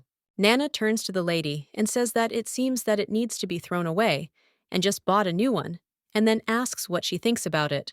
Ciela replies that she thinks that if they leave it, it will serve them as firewood, but the lady claims that it is very old, and therefore will throw it away. The lady offers to give it to her because she can pick it up and throw it away, and then takes the nightstand and says that she will return soon. The lady thought that she had gone further than she thought, but she understood that it was very difficult, and that she had such weak endurance. The main character chose this place because there is open space there, but she understands that she will hardly have enough strength to cope with everything alone. Ciela thought that although she was afraid to invite a stranger, She thought that it would be nice to hire a worker. The lady understands that she will have to get used to everything because she left the duchy and slammed the doors of that huge mansion to try to live an ordinary life like other people. The girl believes that she will not just shake and shrink from fear, and she will gain courage and will confront face to face. By any means, she will become happy. After all, she made a decision to live as she promised Edwin. Suddenly, the lady saw an apple, and the man said that it rolled there. Hearing him, the girl does not understand when he managed to come up. The guy asks if she can throw that apple to him. Looking at him, the lady doesn't understand who he is. Ciela thought that she needed to return it quickly because she still didn't feel comfortable being alone with a man. However, she didn't understand why it fell there. The guy says that it was awkward and asks if it would be easier if he steps over the fence. And when he picks up the apple, he says that since that's the case, he'll give it to them as a first date and then claims that it's delicious. At this time, the main character does not understand what is wrong with this man, and his voice tickling the ear, gray-blue, exciting eyes, because he is an amazing, handsome man, and a black as pitch cane supporting the body. The girl thought that he was sick or a person with disabilities, because she understands that it is impossible to judge what kind of person he is by appearance alone. She thought that, if necessary, she could just run home, but first, she should answer him. Ciela says she just recently had lunch and doesn't think she wants to take other people's food. He says it seems like she might change her mind if she were hungry. The lady says that he seems to understand well what other people say, and thinks that in this case one must be careful not to drop the apple again. The main character thought that he was just a frivolous person, but something was bothering her, and how a person with a problem with his leg and using a rope was able to climb to this place. This entire territory belonged to Ciela, and behind the fence there was a long forest path, and if you walked along this path, you could get to the settlement, and in short, people would not even accidentally wander there, and especially a person with disabilities. Ciela understands that he came for some purpose, and believes that if he is somehow connected with Kyle, then she will not give up so easily. The stranger says that there is a lake nearby, and then asks if she has been there. Hearing this, the girl is surprised, because she does not understand why he asks sudden questions. The guy says that according to rumors, the lake is inhabited by evil spirits, but he lives next to the lake and has never seen them. But thanks to this, few people come there, and the landscape is wonderful. And then he says that it is not far from here. The man says that if you go along the forest path in that direction, she will reach him and therefore recommends going there once, and says to pay for the return of the apple. He only tells her about it. The main character thanked him, and thought that she did not understand why he started talking about this, and assumed that he simply wanted to tell her that he lived nearby. The girl realizes that it looked like she was wary, and he naturally decided to clear up the misunderstanding, and then says that she thought there were no other houses nearby. The guy says that people usually think this way because there is a dense forest around, and he also thought that this place was abandoned, but it became someone's property. And then he says that it was a good place for a walk. At this time, the lady thought about what it meant that he was walking around her house. Ciela knew that people who had a sick body also suffered mentally, and in addition, there were very few places where people with sick legs could move. The girl thought that she didn't want to take away from someone a place that meant a lot. And then she said that if it was behind a fence, then it wasn't a big deal, because she couldn't forbid walking around that place, and it wasn't part of her property. The lady says that, judging by his words, they are neighbors. The guy says that although it is late, he will introduce himself, and then says that he is Victor, and the girl says that her name is Ella. The guy says the name is short, but thinks it's very appropriate. She thanks him and thinks it's a burden. Then she says she'll go because they're waiting for her. Victor asks if they will meet again next time. At this time, the main character thought about the fact that she left the nightstand there, and then, screaming, tells him to be careful. However, her warning was too late, because the man did not see the nightstand, and then rolled over. Victor says that he is ashamed to create such problems for them, but the lady objects, and says that it is because she put a nightstand there, and if he needs anything, she will help. The guy thanks her, and says that she is very kind. She thought about how she somehow ended up at his house, and she had no choice because she couldn't leave him like that. When the man fell, she asked if he was okay, and then told him to wait because she would call someone. The guy claims that he is fine, but the girl understands that she is lucky that she was able to help him get home thanks to Nana. The main character understands that when he fell, he looked like he was in terrible pain, but now everything seems fine. Nana says that everything is ready and do not wet your foot in the water and apply medicine. The guy says that he will be careful and thanks. At this time, the girl thought that maybe he was a person who was used to hiding his feelings. Suddenly, a man enters the room and asks if he is okay. And then he asks the gentleman for forgiveness because there were ladies in the room. The servant asks his master for forgiveness because he should have returned much earlier. But the boy says that everything is fine and suggests that he get up. Otestad, Victor, the crown prince of the Amaras Empire, asks the servant if he has learned about what he asked for. Tristan replies that the time coincided because the time when the sorceress who cast a spell on His Highness's leg disappeared, and the time when the second prince sent the girl to Noctum. The prince says that in this case there is a high probability that the girl in the Noctum is that very sorceress, and that the fact that the bride of the Duke of Noctum came here was not a simple coincidence. Cassius managed to make a breach in the Duchy of Noctum using a sorceress, and believes that the Duke must have been enchanted by the girl and forced Ciela to leave the mansion. Cassius's goal was to harm Ciela by seducing Ash. The servant says that it seems that Lady Ciela does not remember him. Victor says that it looks like that because he understands that since their destinies were intertwined long ago, when they were children, it is natural that she does not remember him. The gentleman says that most likely it is he who is strange since he still clearly remembers their first meeting with hers. Ciela says Lancelot that they haven't seen each other for a long time and asks if he's been doing well. He says he's glad to see her and then asks if she's been doing well because he thinks she looks happy. The girl says that apart from the fact that she has to do many things for the first time, she is happy with everything and she is even better off here. The gentleman says that this calms him down because he is happy for her, and then says that he already thought about this last time because he believes that she hired a very loyal bodyguard. The lady says that she couldn't move it to him last time and therefore offers to meet her bodyguard Nana. The girl says that this man is Baron Lancelot, who helps in managing her property. The man says that she can simply call him Lancelot, and the girl says that he can also informally call her Nana. The mercenary says that she actually has another bodyguard named Lena, but she is currently absent. Lancelot says that he is looking forward to meeting her. The gentleman says that coming to Gerard was an excellent choice, but since it is a port city where a large number of people come and go every day, people there do not care who comes here. But if you think about it in another way, wouldn't it be strange if someone suddenly disappeared? Lancelot says that he knows that they took a risk to come here, but he can't just watch this with a calm soul, and says that there is someone who desperately wants to meet her, and therefore thinks that it would be better if the lady herself makes an appointment. The gentleman says that this is her old acquaintance. Hearing this, the main character thought that she did not know that Lancelot, whom she met through Ash, knows about her past. After all, he said that he would meet with that person, but does not understand who he meant. Suddenly, a girl enters the room and then hugs the lady and tells her that she missed her very, very much. Helena was the daughter of a nanny and the only friend of Ciela with whom she grew up. After the death of Ciela's mother, stepmother Bianca, whom her father remarried, kicked out everyone who had anything to do with Ciela's birth mother. The stepmother was not satisfied with this, so she tried to convince these two people. They disappeared, or the main character thought that they would never meet again, and she did not know that Helena was safe and sound. The lady says that she missed her so much and is so happy that she can't even believe her eyes.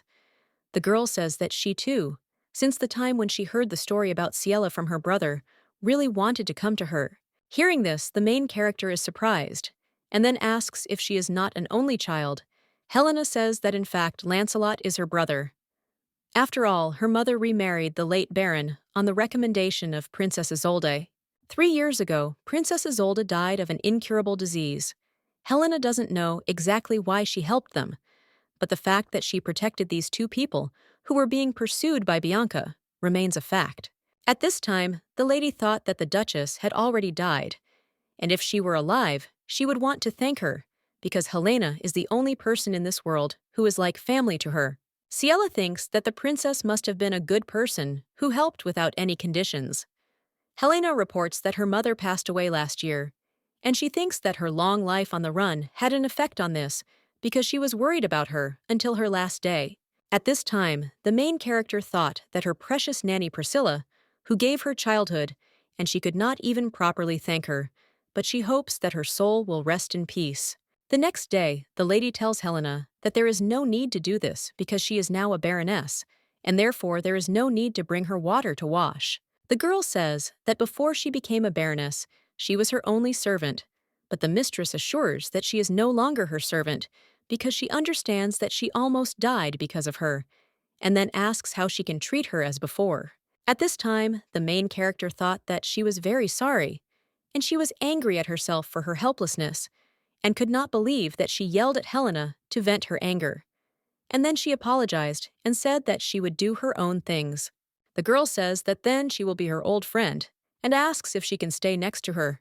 Ciela asked the girl why she was so kind, and at that time she thought that she had a home where she could return to her family. A house where Helena can live peacefully, without facing any threats. And so the lady thought that she should push her away, so that danger would not reach if she stayed near her again. The main character understands that it is enough for her that she is alive, and was able to meet her, because she thought that it would be nice to hear news from her from time to time. Lancelot tells the lady that he has already rented a place on the main street of Gerard, and therefore believes that if the two of them are together, they will be able to visit each other. The man says that he would also like to come sometimes to help her manage the property and regulate the affairs of the shelter, and then asks what she thinks. At this time, the lady thought about how her brother and sister were always looking after her, and then telling her that it was a great idea, and she couldn't suddenly refuse that they wanted to take her hand. Ciela doesn't understand if this is the right choice, but she thinks that it can be done this way for a while. The next day, Helena argues with Nana because she can't clean. The mercenary asks the lady if she heard their quarrel on the first floor, and then explains that in fact she doesn't argue with her on purpose, but when she's around she wants to tease her. At this time, the main character thought that she was worried that they might be wary of each other, but it seems that they got along quite well, and then asks what they were doing, because she wants to help them. Nana says that if she doesn't allow her, then she asks if she thinks something will change if she goes there. And then she asks that if she's bored, then maybe she should take a walk, and also suggests not to overexert herself too much, and if it's hard, then come back right away. In fact, Nana's overprotection had been going on for several days already, and the mercenary did not allow her mistress to do anything, and for several days took away small tasks from her. Ciela thought that it seemed Helena told her about her past, but she was grateful that she tried not to show it in front of her, and decided to do as she said. The lady says that then she will go and take a little walk, and thought that she did not want to bother Nana, who was already worried about her, and thinks that she should also try to make her feel calm. When the girl saw the hare, she thought that this was the first time she would see this little animal in person, and she understood that since there was a forest nearby, animals could appear at any time, and she thought that probably there were more than just hares in the forest, and that predatory animals could appear. The main character thinks that maybe it is worth raising a guard dog, but she remembers that she is the one who could not protect the lives of the people who were near her, and therefore is unlikely to be able to take responsibility for another life. Ciela thought about how when she first came here, she thought she could do anything, but now she's not sure she can even open a shelter, and she thinks maybe someday she'll have the courage to start. The gentleman says that they haven't seen each other for a long time, and he thinks that 4 days have passed since their meeting. At this time, the girl thought that, judging by the fact that he came here, it means he felt better, and then asks how early he got what he got last time. He answers that everything almost dragged on, and thanks for the concern. The lady says that she is glad, and at that time, she thought that from the very first meeting, he seemed like a friendly person. Victor says that it's all thanks to her, and all these days he was thinking how he can repay her. She says that it's not worth it, because she thinks that he suffered because of that nightstand that she left. The guy says that she took his joy away so easily. Hearing this, the lady thought that what he wants to repay her is his joy, and therefore thinks that it is difficult to somehow answer this, but thinks that it is better to just leave than to ask. Ciela says there is no need to pay and wishes him a good walk. Victor says that while he was walking here, he watched her standing and thinks that her face looked very puzzled, and she was deep in her thoughts, that she didn't even notice how he approached. Odd asks if she could tell him what she was thinking about. She replies that she wasn't thinking about anything and was just watching the hair.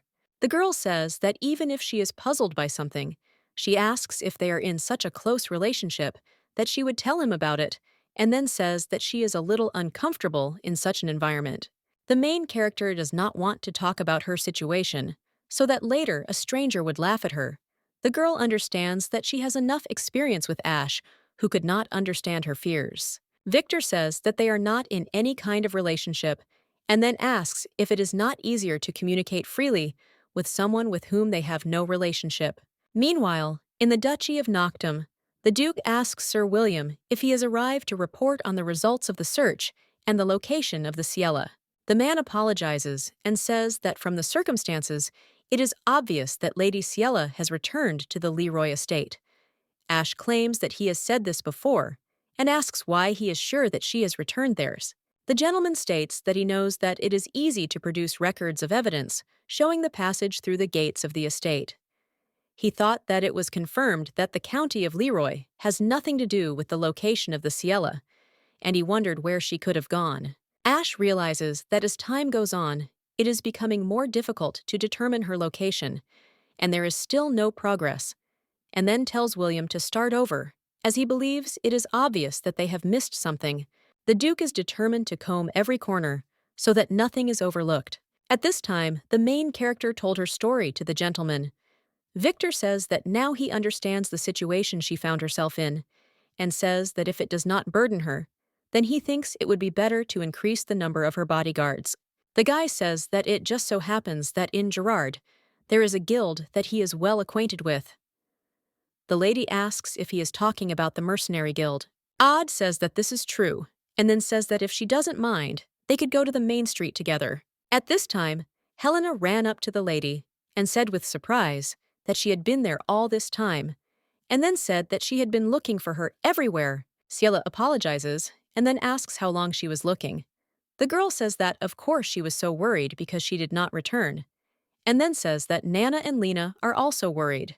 Helena says she wondered who dared to hold their mistress, and then looked at the guy and said it was him. She thought about the man living near the lake and bothering their mistress. Victor says that she must have heard of him, and then says that he is pleased to meet her, and says his name is Ode.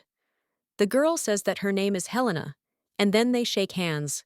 The girl asks the lady if she had been talking to this man all this time, and then says that seeing him in person, he still seems suspicious because he is such a handsome man in this forest. Ciela says that she didn't notice how time flew by. The girl says that it's good that nothing happened to her, and it seems to her that the lady was having fun because she didn't notice how time passed. The guy says that it turns out it's too late, and he should have paid attention to this, but unfortunately, he didn't think about it because he made a friend after so much time. Hearing this, Helena asks in surprise how he could see their mistress friend, and then turns to the lady and suggests that they return, since it is soon dinner time. The main character thanked the guy for the scarf and said that she would wash it and return it next time. Victor says he is looking forward to the next meeting. At this time, the woman thought that she thought he was a good person. Ella remembers their conversation because he asked if it was difficult for her to talk about what she thought. The girl says that she doesn't want to talk about it and asks why he continues to insist on it, since she said that her affairs have nothing to do with him. Odd says that, to be honest, he would like to be closer friends with her, and then asks if they are not the only neighbors for each other, and thinks that it is nice to have a neighbor who can help if necessary. The gentleman asks if the day might come when the evil spirits at the lake will start to scare, or if the mountain beast might attack. Ella claims that he said he didn't see any spirits at the lake, and bragged that the landscape was beautiful and there were no people. He explains that he was simply proposing. At this time, the girl asks the lady why she is laughing, and also wonders if she really liked that man. Ciela replies that she is laughing because she is behaving very nicely. Helena says that this is a man she doesn't know, and that she's been talking to him for so long, and then asks if the lady is okay. The main character reflects on whether she felt discomfort while talking to him, but she thinks that the truth is that at first she was afraid, but the more she talked to him, the less she began to be afraid. Ella reports that she felt completely normal talking to him, and thought that she had forgotten how afraid she was to be alone with a man. But she thinks that it may be because they met in an open area and not indoors. The lady thought that maybe it was because he smiled kindly and was an attentive gentleman, and she didn't know why she didn't feel uncomfortable around him. Helena says he is tall, handsome, and looks normal, but it is a pity, of course, that he has problems with his body. She thinks that the leg can recover soon, so it does not matter. Hearing this, the main character thought about the fact that last time when Nana bandaged the wound, she said that the muscles on his leg were well developed and thought that perhaps he was injured due to carelessness. But she didn't know this because he was so depressed, because he suddenly couldn't use his leg. The girl tells the lady that she should know that it doesn't matter how tall or handsome a man is, and that everything is fine with him, even to the point that his muscles are well developed, and she should still check to find a man who is right for her. And the lady suggests that she go home. Ciela says that she has decided that they need another worker in the mansion. Hearing this, the girls are surprised and ask if she wants to hire another person. The lady says that we need to start with renovating the warehouse and winery, and believes that this will require the help of a specialist, because she also wants to replace the fence with a higher and stronger one. The main character says that if Nana and Lena don't mind, she wants to increase the number of bodyguards a little. The twins say that they agree with all the decisions of the mistress, and say that they need to make a request to the Titan Guild for this. Ella says that she shouldn't do that because she's thinking about contacting Taylor herself, because she introduced her to some really nice people, so she wanted to thank her too. The lady says that soon she will have to visit the central bank, and Helena says that she will help her with this and thinks that the brother knows how to do the bank's work without visiting it. She says that the bank is too far away, which will affect the lady's health. Lena agrees with her and says that when there are them, it is not worth doing things yourself. The main character asks to take care of this. The girl asks the lady if she really doesn't mind bringing more people into the house, because she thinks that it might be hard for her. Ella claims that everything is fine, and thought that, to be more precise, she would like everything to be fine, and believes that this is why she wants to try for this, and wants, like ordinary people, to make new acquaintances and get used to them. The main character understands that she is shaken by the wounds of the past, but she does not want to lock herself in the closet because she has gained a little courage for this. When the girls left, they told Nana not to do anything stupid and to protect the house well. Hearing this, the girl with red hair claims that they are talking nonsense again. Lena went to look for a worker, and Helena left the mansion to meet Lancelot. For the first time in a long time, the main character was left alone in the mansion with Nana, and silence reigned. The lady says that it has been noisy lately because of cleaning and tidying up, but she understands that it is very quiet when there are almost no people. Ella says that she also feels somehow unusual, and then asks not to worry because they will be back soon. Nana says that of course not a day will pass, and then says that she likes to be alone with the mistress. She thinks that the weather today is kind of cloudy, and it seems to her that it will rain. The main character realizes that the weather has gotten worse, and she didn't think that it would rain on the day they both left. She realizes that the forest road can be dangerous, and hopes that they won't overdo it by returning in such weather. Nana called the lady. The lady says that she will come out now, but the mercenary says that she should not come out. Hearing her voice, Ellie thought that it was different, and Nana said that no matter what sound was made outside, it should not come out under any circumstances. Ciela asks what happened and offers to let go of the door handle. She asks to open it, and they will talk. Nana tells her not to go out and to trust her, and also to wait. At this time, the main character realized that something had happened. The mercenary looked out of the window and thought that these men were bastards, and there were a lot of them, and she didn't know if she could handle them alone. Nana tells the lady not to worry, because she will try to make sure that not a single hair falls from her head. The lady looked out the window and saw strangers, and realized that they were robbers, and she understands that since Lena is not there, no one can help Nana. Ciela thought that she should help, but she understands that she does not know how to fight, and if she goes out, she will only get in the way.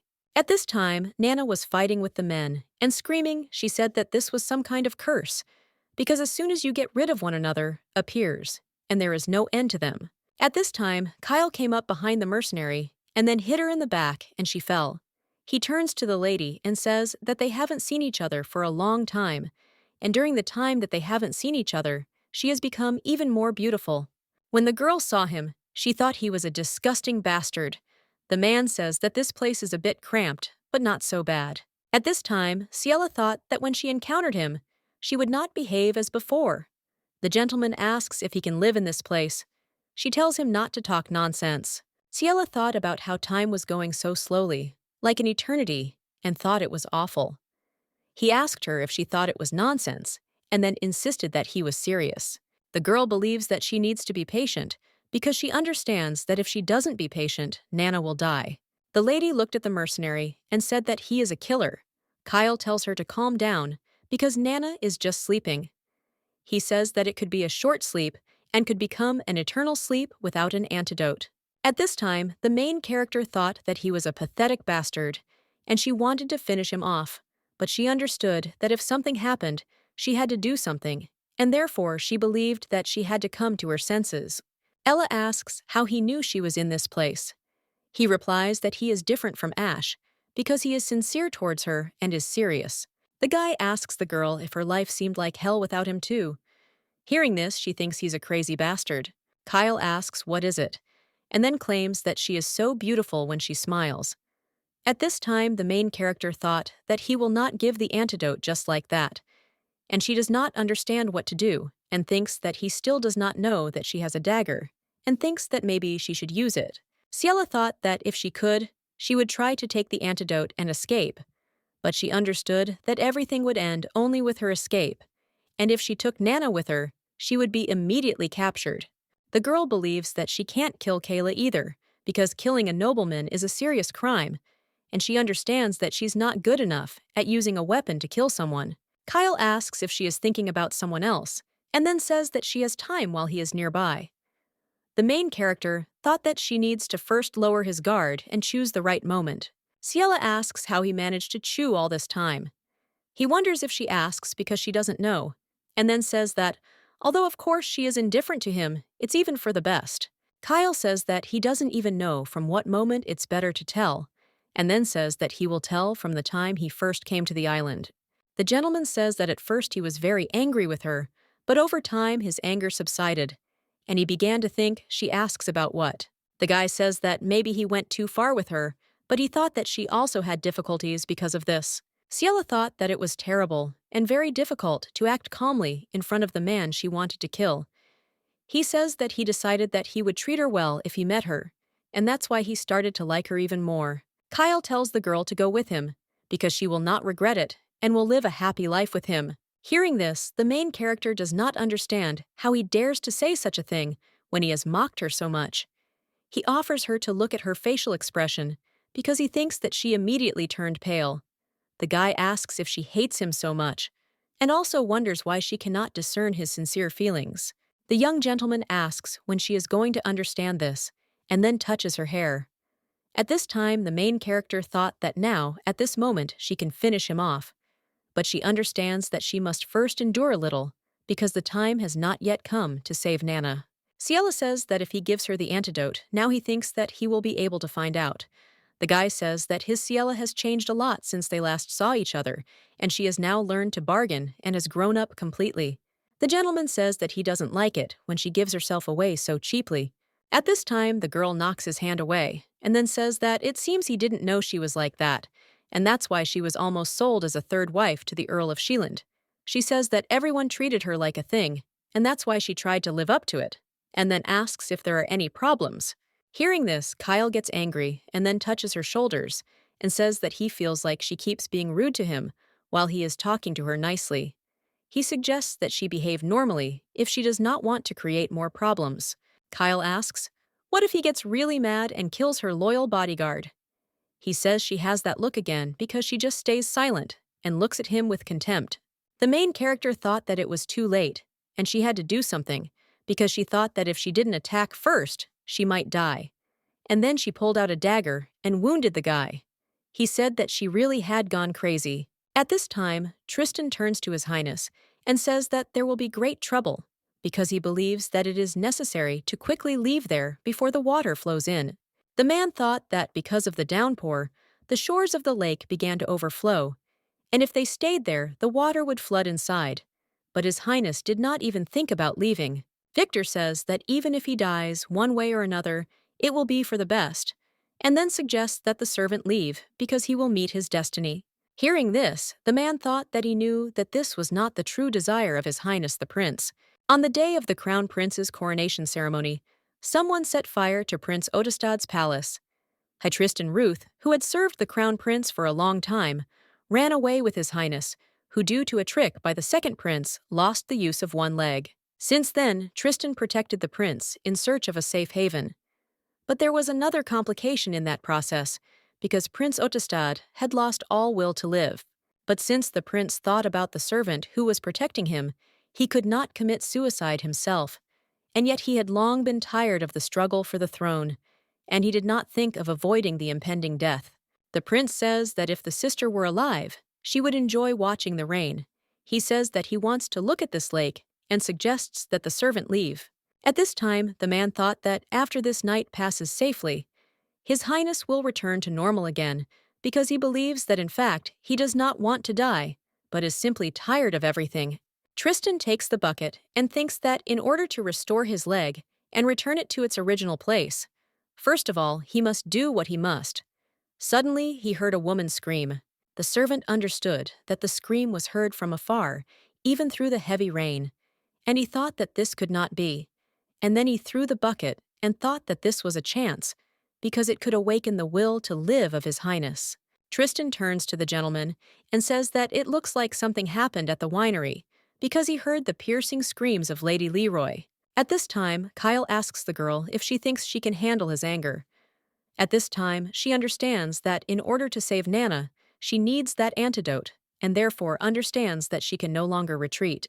The guy says that he came later than the promised day on purpose, and instead of gratitude, she hurt his neck.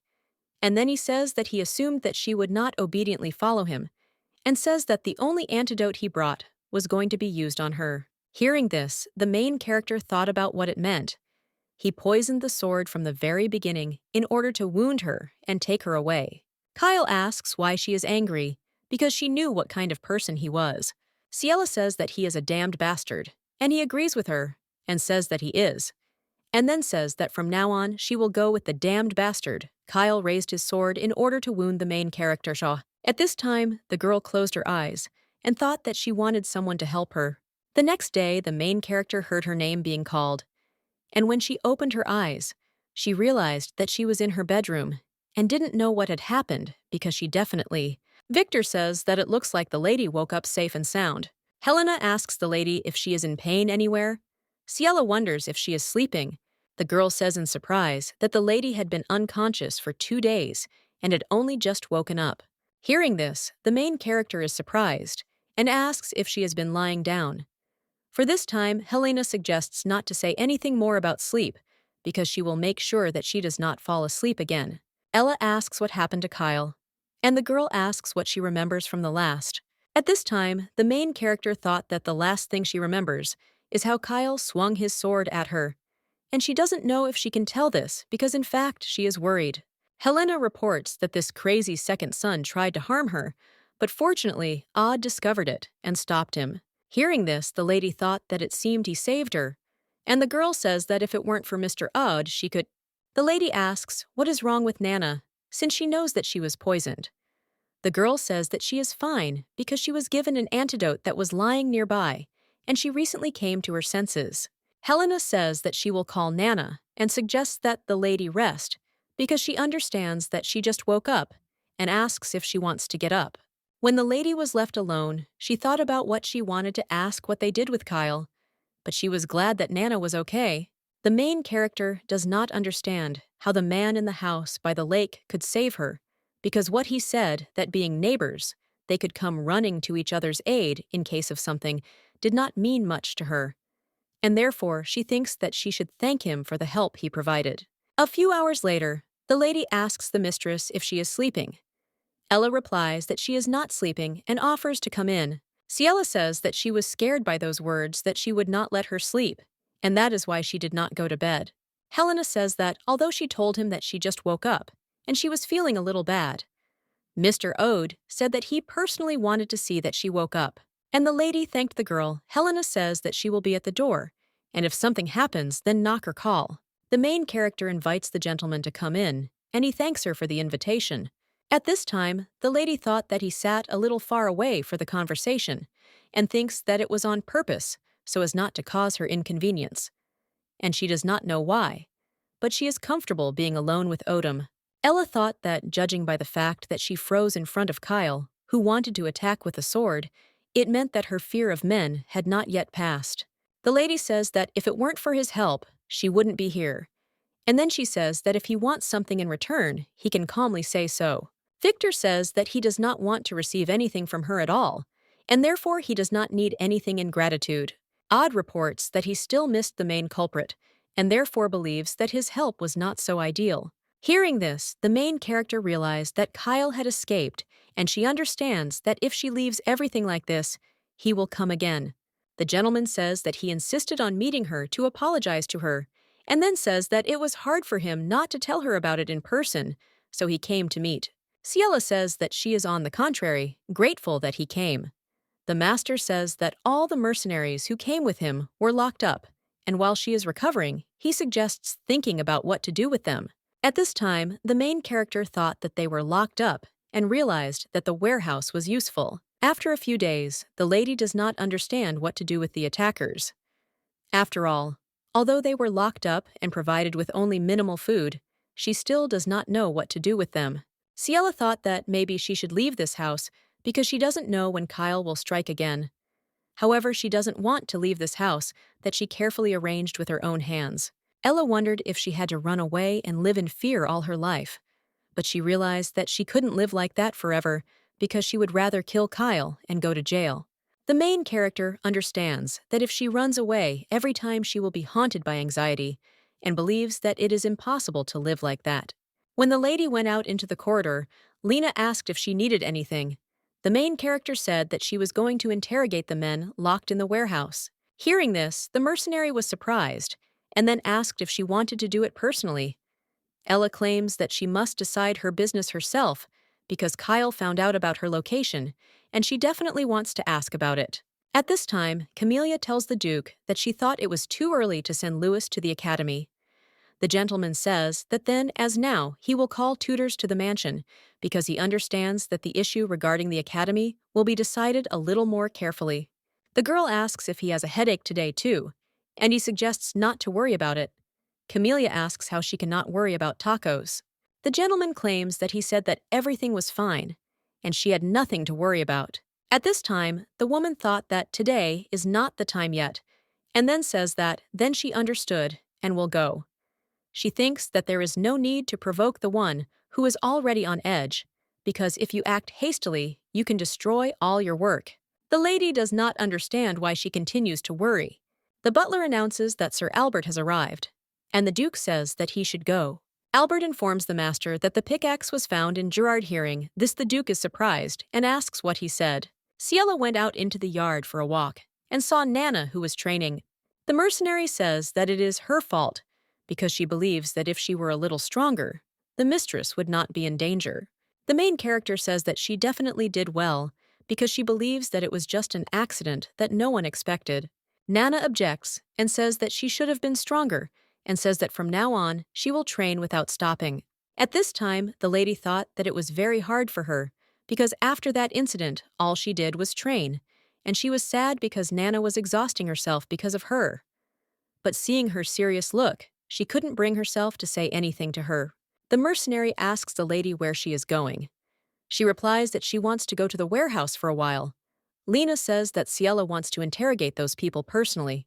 Nana says that it might be a little dangerous, and then says that she will go with them. At this time, the main character thought that, although she was a little trembling because of the interrogation, she thought that it was probably better to overcome dangers together than to remain safe in a place similar to a prison. Ella doesn't understand if this is why she feels more alive and happy. Nana says that first, she will go in and check if there is anything dangerous there. The mercenary opened the door and said that, except for the unpleasant smell, everything was fine. The lady asked if she could come in then, and when she went inside, she said that it really smelled terrible. Ciela says that then it is better than if it was dangerous there. And at that time, She thought that there really was a strange smell there, and the smell of mold and mustiness. She wondered if something could have happened during this time. Tristan, when he saw the lady, asked in surprise if she had come, and then said that there was a very unpleasant sight there. She asked why he was there.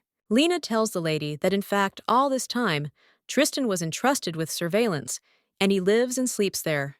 Ella asks in surprise if he is not Mr. Oda's guard, and also wonders why he is not next to him. The man at first did not know what to answer, and then says that he sincerely asked the master that he wants to guard this place. He says that the master tried to dissuade him and said that she, Ella, would feel burdensome. But since he was stubborn, he did everything his own way and then asks the lady for forgiveness. The main character objects and says that everything is fine, and then suggests that he stand up first. She says that it did not cause her any problems at all, and she was just a little surprised.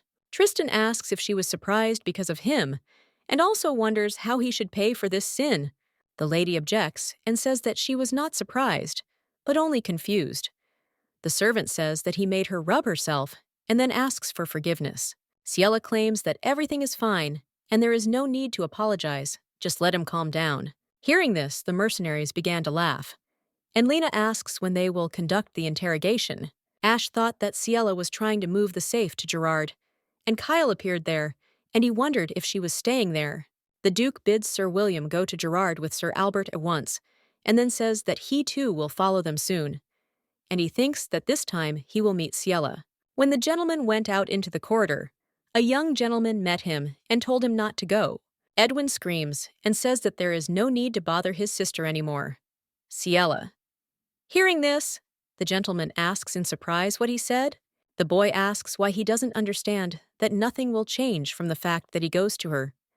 He claims that the gentleman should have supported her when she endured everything by staying there, because he believes that then she would not have left at all. Ash tells Edwin to go to his room, and the boy says that he will do it if the master promises that he will not go to Ciela. Otherwise, he will stay there, begging not to go to her. Hearing this, Duke Og does not understand what kind of absurdity this is, and thinks that it seems that during this time he got along well with Ciela, and probably not knowing anything, considers him a villain. Ash believes that the one who left him in a difficult situation did not say a word despite the fact that they were bound by a contract was precisely Ciela's.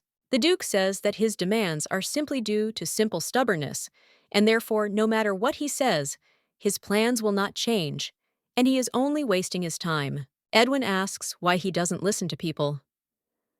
Dennis turns to the young master and says that he can't cause trouble for the already busy Duke, and then takes the boy by the hand and says that he will walk him to the bedroom. The young gentleman asks the Duke why he hasn't thrown this man out yet. The butler's son turns to the boy and says that no matter how much he hates him, it still does not give him the right to falsely accuse him. Edwin reports that on that day he was pushed by a suspicious man he was with and almost died when he hit his head on the wall. The boy screams and says that although he clearly saw how he was being attacked, he did not prevent it in any way, and then asks what the false accusation is. Dennis claims that he is the one who accidentally found him lying unconscious in the hallway, and then carried him to his bedroom, and asks if this is how he addresses him. Hearing this, the maids support the man, and say that the house manager could not have done this, because what good would it do him to harm the little master? The Duke tells the boy that he personally questioned everyone in the mansion to make sure about what he said, but there was not a single strange gardener that he mentioned. Edwin says that of course he must have run away, because he didn't want to die, because he harmed the only heir of Noctum, and fearing punishment, he ran away, and then asks why the Duke, doesn't understand this. At this time, Camellia turns to Ash and says that she clearly saw what happened that day. Hearing this, Dennis asks the lady what she is talking about. Camellia claims that Edwin's words are true. The Duke asks why she didn't tell him about it in the first place. She says that she simply thought that the incident was a mistake, since she didn't think that the gardener had any malicious intent to harm Lewis. The woman says she thought the manager was simply frozen in shock over what had happened. Ash then asks why she didn't decide to hide it until the very end, and now tells about it. Lady replies that it seemed to her that he might doubt Lewis, because she thinks he is lying. The Duke turns to the servant and tells him to bring out the house manager. Dennis hears this and claims that it is a lie. In the evening, the young gentleman asks Camelia why she lied, because he knows that she was sick that day and spent the whole day in her room. She says that sometimes there comes a time when you need to lie, and then says that he doesn't know yet. But living in this world, you need to understand when a lie is necessary. Tristan reports that those were the people who attacked the mansion that day. At this time, the main character thought that it did not look like Tristan or the others tortured them, and she does not understand why they are so afraid. Nana turns to the mistress and says that her legs hurt, and therefore offers to sit down, and then turns to the men and offers to honestly answer the mistress's questions. Lena says that if they are not honest, they will be severely punished. Ciela asks where they are from. The bandit says that they are traveling mercenaries and just accepted the order after receiving the money. He claims that they really didn't know anything because they were only told to catch one girl. The man says that they had no choice because of life's difficulties, and therefore asks for understanding and also for mercy. At this time, the main character thought that they really had no choice, and she does not understand if this is true. Lena screams and says that it is a lie, and then turns to the man with the scar on his face, and then asks if he made this scar specifically to hide the mark of a criminal. She turns to the lady and claims that there is no need to pity such people. At this time, the main character thought that she does not know what a criminal's mark is, but she wonders if it is so strange that a mercenary who does various jobs has scars. Tristan points his finger at the man and says that if there was a brand in that place, then that means this man is a serial killer. Nana reports that the right cheek means that he is responsible for the murder of a nobleman, and the forehead means that he has committed several sexual assaults. Ciela reflects on the fact that she thought that these were people who were simply used by Kyle, but they were hardened criminals. The lady says that she was just thinking of letting them go when she gets information about their employer, because she thinks that they may have accepted such an order from a nobleman because it was difficult to earn a living. And then she says that, if they are given the opportunity, they are ready to commit horrific crimes. Hearing this, the mercenaries scream and say that this is not so, and then claim that she got it all wrong. Ella doesn't understand what the point is in getting information from people like them, and believes that, in this case, she has no other choice but to do something herself. The girl believes that home security is a priority. She asked Taylor to recommend people who will be engaged in security after all. Since she introduced the main character to Nana and Lena, she is sure that she will choose good people. Ciela thinks that she needs to contact Leonard next, although she doesn't like it at all, because she believes that the head of the Leonard family is needed to deprive Kyle of his noble status. The main character thought that if Kyle became a commoner, then even if he attacked her, he could immediately execute him. Helena tells the lady that she brought the tea she was talking about because she thinks that this tea seems to be to her taste.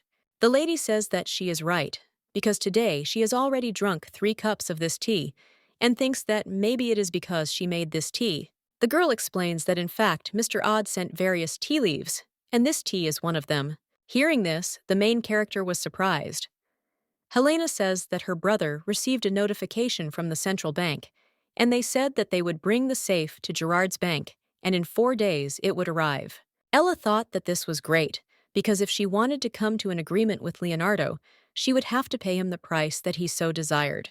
The main character understands that the Opalite mine is worth more than dozens of other mines, and if she gets the documents on the right of ownership to develop the mine and shows it to him, but even if only part of it is given, Leonard will agree to the deal without hesitation. Ciela asks the girl if she could send these letters when she goes to meet Lancelot. She replies that of course she will do it, and therefore suggests to trust her. A few days later, Helena thought about what if she woke up the lady at such an early hour with such news, and then asked if the lady was sleeping. Ella invites the girl to come in. Helena apologizes for waking her up at such an hour. The lady objects and says that she just woke up, and then asks what happened. The girl says that she doesn't know how that damned scoundrel knew where she was, but he came to them early in the morning. Ciela asks Leonard if it was him. Helena says that this man has no manners at all, and yet he brought with him a huge carriage, and it was filled with gifts for hers. The girl says that she quickly looked around and saw a dress outerwear and a jewelry box that looked very expensive. Ella says that it looks like a bribe because she offered him a tempting deal. The girl says in surprise that even if he gives her everything, there is no point in making deals with her because everything he was lucky enough to get should have been hers. Ciela agrees with her. The main character came to the gentleman and then asked how he knew about this place since she did not indicate the address in the letter. Leonard says he got a message from his mother, and the lady asks in surprise if Bianca knows that she lives in this place. The man says that it seems she heard it from Kyle. At this time, the main character thought that this means that Kyle ran away to where Bianca is now.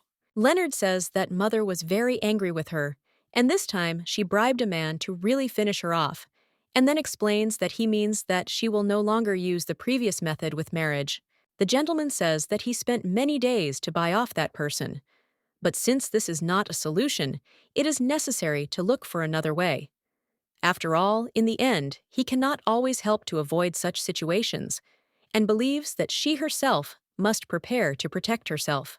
The guy says that he hasn't seen his mother so angry for a long time, because her beloved son almost went blind because of his stepdaughter, whom she turned away from. Hearing this, the girl asked in surprise if he was blind, and Leonard replied that she had wounded Kyle in the eye, and if she had stuck it in a little deeper, he really could have lost his sight. At this time, Ciela thought about what happened after she lost consciousness. She thinks that Kyle almost went blind because of the ode. However, she thinks that now she should focus on the case regarding Kyle. Bianca has a lot of work to do, and then says that she can hire several people to kill her. The man says that she knows that their mother stole quite a lot of property because he never gave her money, but every day she throws grand parties. Bianca's protection. Leonard agrees with her and says that she said correctly, and reports that he is under his mother's protection and is receiving careful treatment. Ciela asks if she can get Kyle out of there, and at that time, she thought that all she could do was lure him out and sort it out herself. The man asks in surprise what she is going to do, and also wonders if she is going to finish him off right away. The lady explains that she doesn't want to kill anyone if possible, because she just needs to lock him up again. He asks where, and the main character asks if it might be worth buying a suitable island and leaving him there. Leonard asks in surprise if he wants to buy an island to lock Kayla there too. She claims that it is because now it is very little money for her. Ella thought that this was the price to pay for not getting her hands dirty, and thought that it would make some sense. After all, she didn't want to become a criminal because of a person like Kyle. The girl thought that she wanted to live happily and then asked to kick Kyle out of the family because then she would forget all the mistakes that he had previously made in front of her. Ciela informs him that she will give him part of the rights to the extraction of the opalite that he wanted so much. Leonard says that in order to kick Kyle out of the family, you need to prove that there are good reasons for it. She argues that he just needs to come up with a reason for expulsion. The man explains that he wants to say that her help will be needed too. Hearing this, the main character thought that he was expecting this, and then asks him what he thinks why she gives him so much money. The gentleman says that he knows, but that boy knows how to show gentlemanly manners in front of others, and he loses his composure only when it comes to her, and in order for him to make a big mistake, he needs her. Ciela asks what kind of help he expects from her. He says that this time she will have her first debut, and then when Kyle hears this news, he will be so shocked that he will run to her and thinks that then he will definitely screw up the day when she debuts in front of a large crowd. Leonard says that he can ask his wife to host a banquet, and she just needs to come to it. Then he says that he thinks that even His Majesty the Emperor would not mind exile if he attacks a family member. The lady says he must make sure she doesn't end up in a dangerous situation. He says it's natural and then leaves. Helena says that, nevertheless, there was a point in seeing that scoundrel, and if she puts on this dress, it will suit her very well. The main character thought that, even though she said that she didn't need the attached gifts, he still left this carriage and was glad that Helena liked it. Sylvia must have chosen all of this. The girl asks Sylvia if this is the one who was his first love, because she is a childhood friend whom he loved so much. She remembers that Leonard once told her that their father was actually a groom for a baron, and that this gentleman had a daughter named Sylvia, and he met her when he came to the stable with her father. They started dating, but Sylvia's parents were against it, so they had to break up. But after the main character's father and his mother got married, they became part of the Count's family, and Leonard was able to successfully marry Sylvia. At this time, Ella thought that listening to Leonardo's romantic love story, she at least thought he was a good man for Sylvia. However, he behaved like a person who was obsessed with Camellia, and it is strange that not only he, but also other people.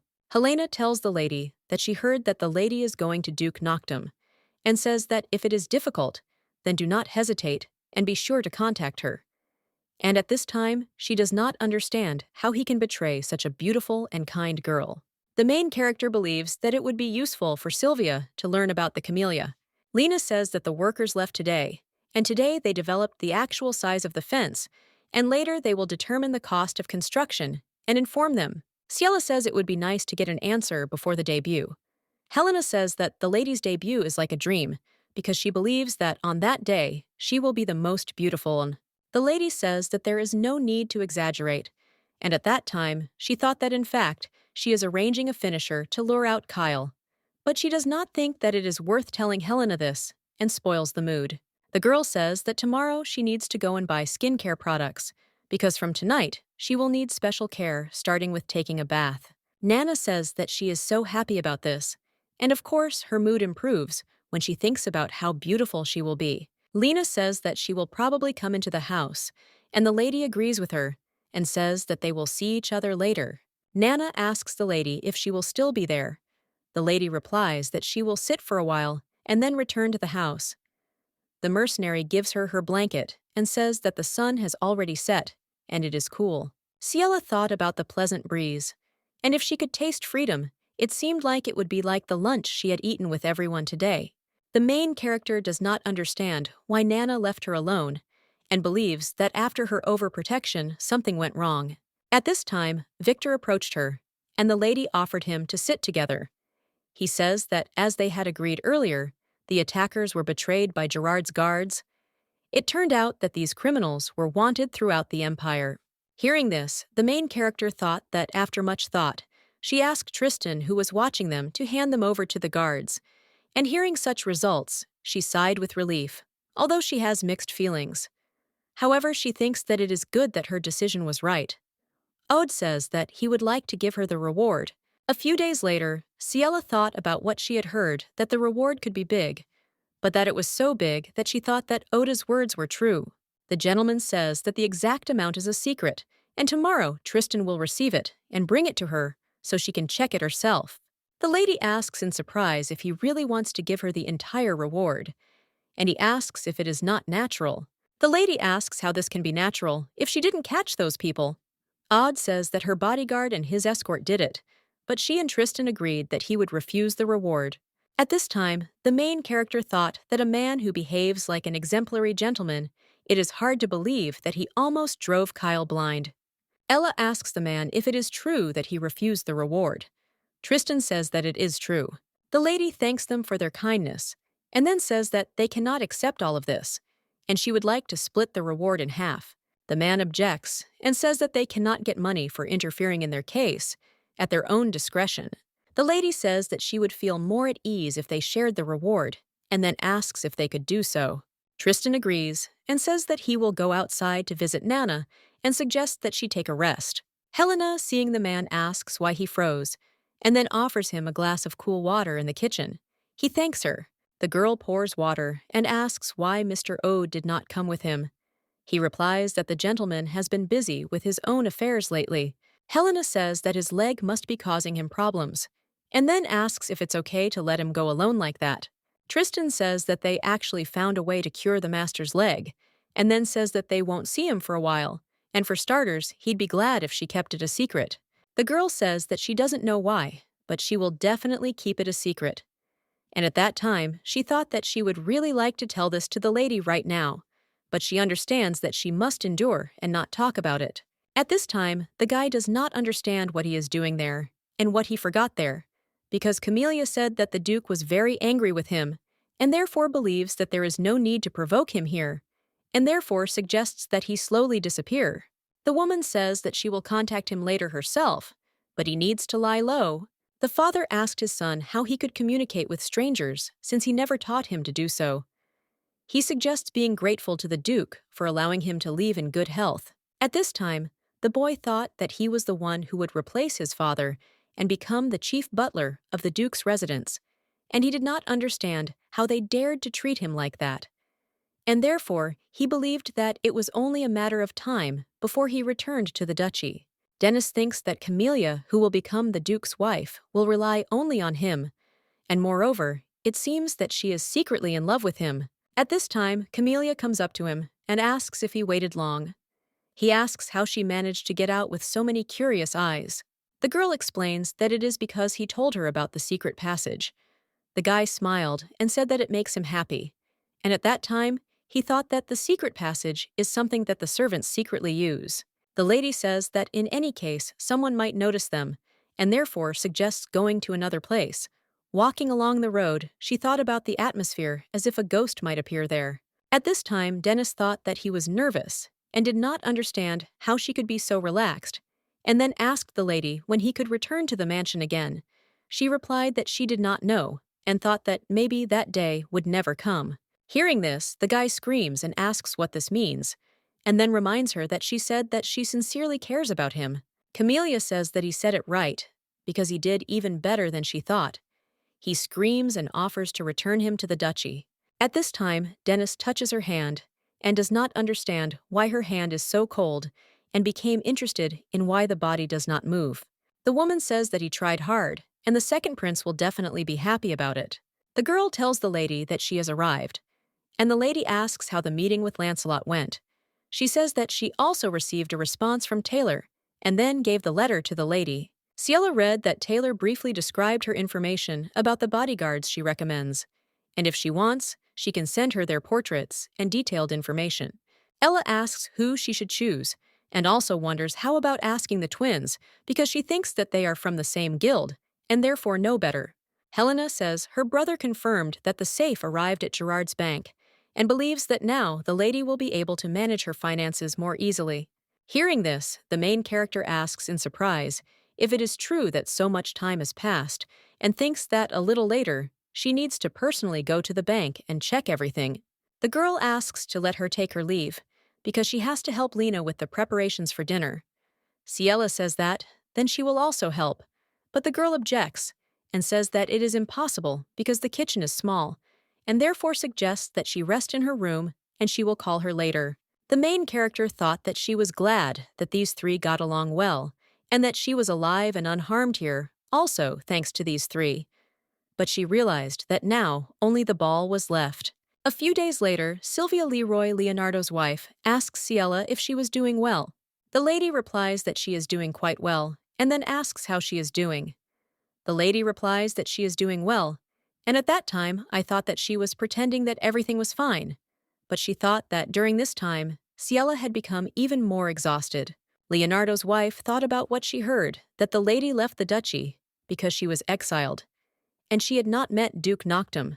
But it seems that he is a good-for-nothing man, because he does not understand how he could throw out the bride with whom he spent 5 years. Sylvia thinks that it must be difficult for her to live alone, and that she needs help if possible. The young lady asks the woman if there is any new news. At this time, she thought that in fact, there was a secret that she had not told her husband because she became pregnant.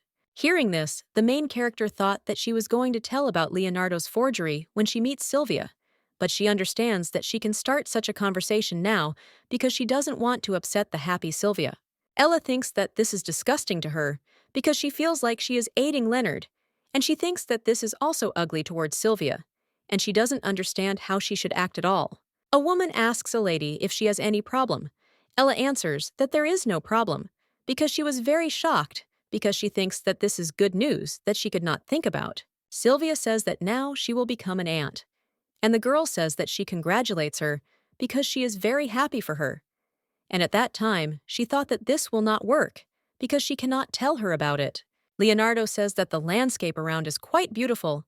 He turns to his wife and says that she likes to look at such places, and then asks if she can go out for a short walk. The woman says she should take a walk, and the lady wishes her a good walk. The gentleman says that it is unknown what Kyle might do, and therefore it is planned to hold the ball as soon as possible, and then reports that his wife also said that it would be better that way. Ciela asks in surprise what this means. He explains that Sylvia will be the host of the ball. The girl understands that at this stage they have to lure Kyle out, and the fact that his wife is pregnant is a secret for him.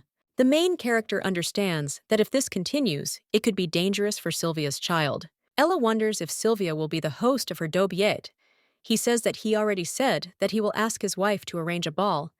She says that she remembers it. Leonard reports that his wife was so happy when she found out that she would be personally decorating the ball at which she would make her debut. Hearing this, the lady thought that if she told Sylvia about their plan, she would be less shocked but would try to stop the ball.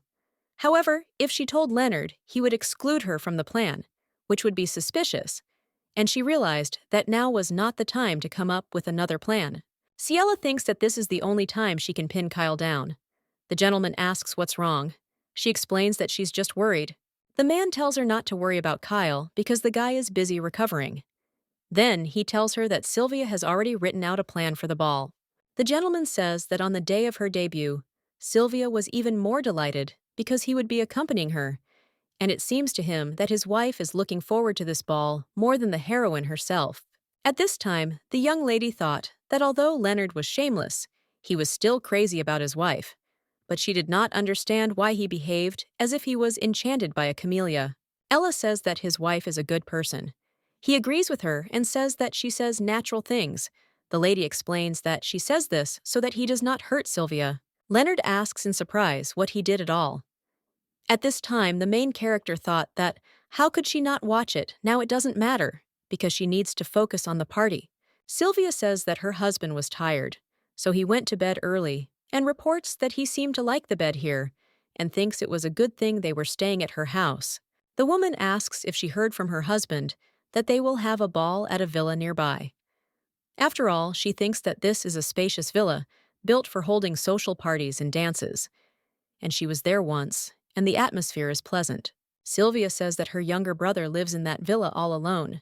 She says that her brother has been obsessed with cleanliness since childhood, and she thinks that the servants of the villa have suffered enough because of this.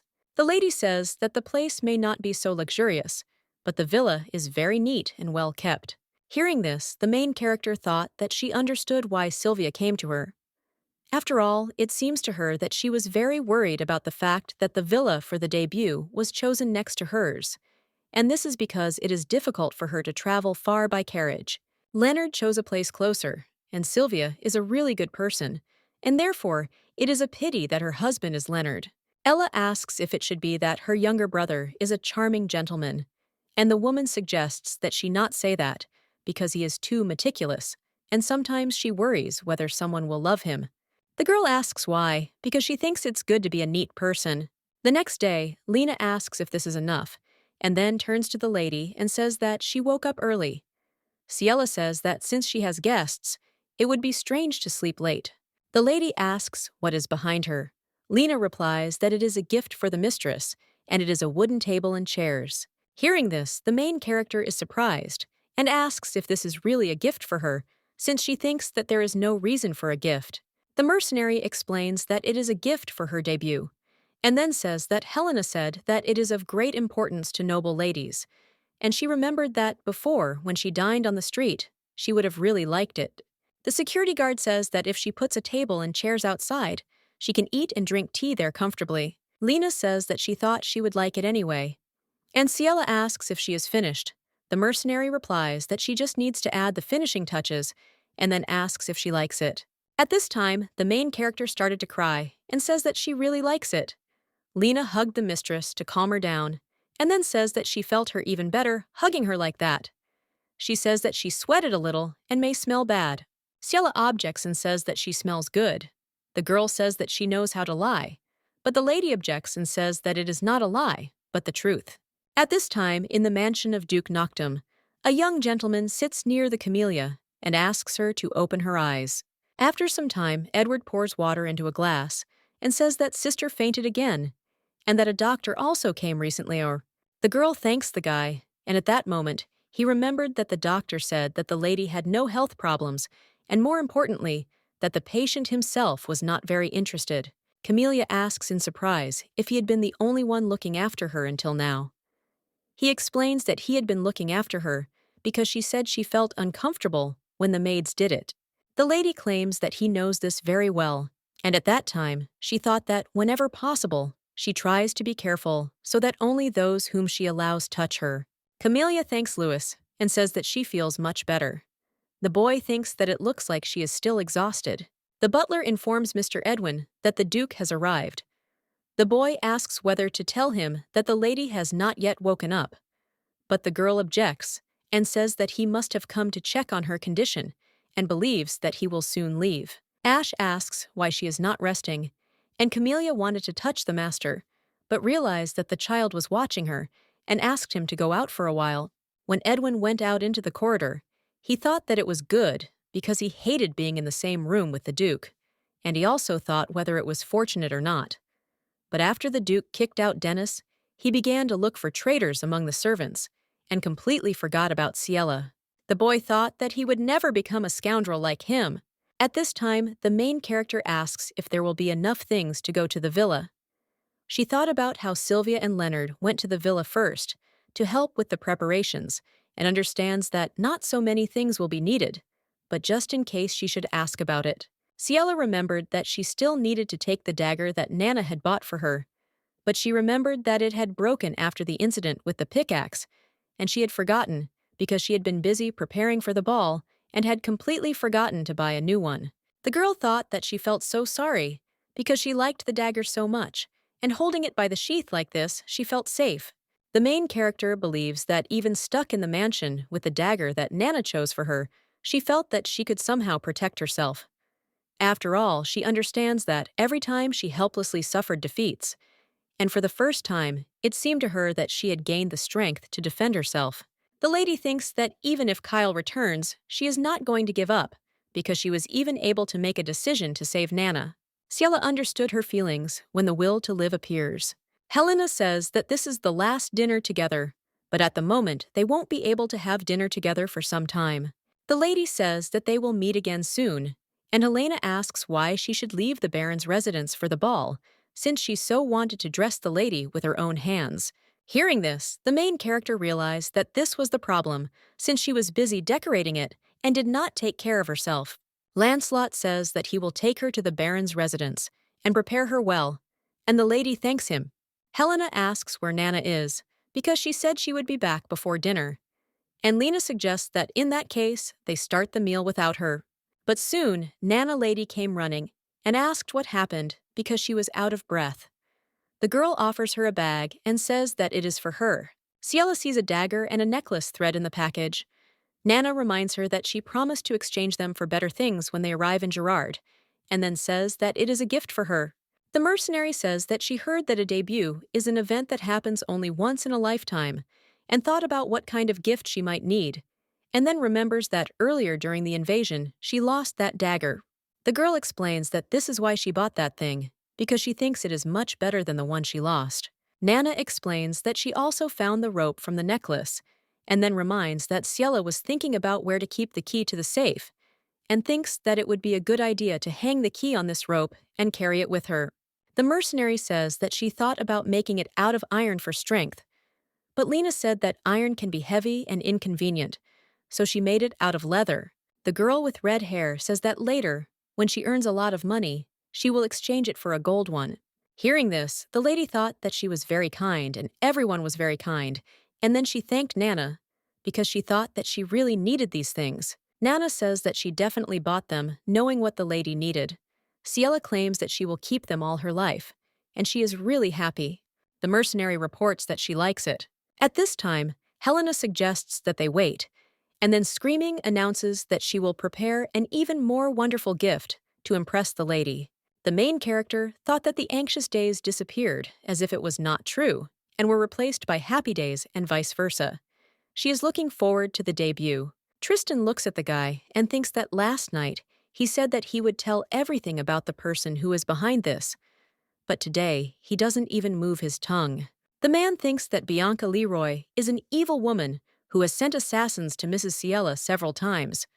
Tristan grabbed the villain and thought that all this time he and His Highness had been quietly getting rid of them, but this was the first time he saw someone with such skill. When the man opened his mouth, he saw the same pattern on his tongue as the curse mark on His Highness's leg. The servant turns to His Highness and informs him that the tongue has that pattern engraved on it. Odd says that in that case, this time he was sent from the imperial palace. Tristan believes that it looks like the second prince has now revealed the location of Lady Ciela. The prince says that perhaps it is even for the best that Mrs. Ciela will leave for a while, since the debut will take place at the Villa Opera. Victor asks if she said she was leaving tomorrow. The servant says that they are planning to move out tomorrow after lunch. Tristan says that he does not know when she will return again, and then asks if he would like to meet her. The gentleman replies that he agrees with him, but thinks that it is too early to warn her about this danger. But the man claims that he can still just wish her a safe journey, because he believes that they are not the only neighbors. In the morning, when the main character woke up, she realized that it was raining and thought that this was a disaster because she had to go to the villa today. When the girl opened the window, she saw Oda. He asks for forgiveness for such an early hour and then asks if she could come down for a while. The guy says he heard she's going to dinner today. She says that's absolutely right, since that's where she plans to make her debut. Victor says that it's a debut, so it will be a point. She says that if he doesn't mind, and then asks if she can send him an invitation. Ciela says that she heard that there is a lake at that villa too, and therefore thinks that it would be nice if Sir Ode and Tristan also come and spend time there. The lady says that they have helped her in many ways all this time, and says that this time she wants to pay them, and then asks how she feels about it. Odd thanks the lady, and then says that he doesn't think he can. Tristan asks, surprised, "How is His Highness?" The gentleman explains that he feels like his sensitivity is returning a little, and he is glad that the method the sorcerer used worked. Sorcerers with enormous magical power and the empire that feared them for a long time tried to eradicate their existence, but among them there remained those who lived in the shadows. Cassius's confidant and servant, Princess Isolde Camelia Moore. The gentleman thought that when he learned that this girl had cursed Isolde to death, he was already cursed, and his leg was paralyzed. And in order to somehow take revenge, he looked for a sorcerer and believes that it was not an easy path. Tristan says that His Highness is right, because judging by the fact that it worked well, it means that if they try, they will be able to resist Camelia Moore. At this time, Odd thought about what if his leg recovered faster, and said that it would be difficult for him to attend the debut. The main character asks if she can ask why. He replies that because he also prepared a gift for the debut, but it is not finished yet. And at that time, he thought that it would be good to congratulate her by going there in person. The man informs His Excellency that on his orders they have established the location of Kyle Leroy, and that he is currently killing Viscount Lean, on whom Bianca relied in the mansion. Ash asks if Ciela is in the Viscounty of Lynn and Gerard, and also wonders what they are up to. The gentleman understands that Kyle is not one of those who would leave Ciela alone and go away even when he saved her. After all, he understands that the obsession he showed is similar to a disease, and this is a terrible disease that cannot be cured. Ash orders Sir Albert to keep an eye on Viscount Lynn's mansion. Yi reports that he is going to Gerard. After all, he understands that right now, the second Prince Cassius is forcing him to give him Ciela, and the girl does not know what a dangerous situation she has found herself in. I believe that if she finds out, she will leave the duchy. A few days later, Nana says that it is a nice villa, and the main character says that she is right and thought that finally they arrived in Ober, and she knows that there will be a ball on the occasion of the debut. The man greets the ladies and says that he is close to Baron Leo's family. Then he says that they have come a long way and informs them that Sylvia Laura is his sister. The lady says it's nice to meet you, and then says she's Ciela Leroy.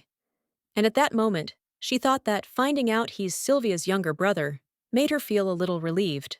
Bliss reports that Count and Countess Leroy are currently dining outside the house, and so he can show her her bedroom. At this time, the main character thought that she needed to calm down because he was only accompanying her, but she could not extend her hand to him, and thought that he would probably think that she was strange.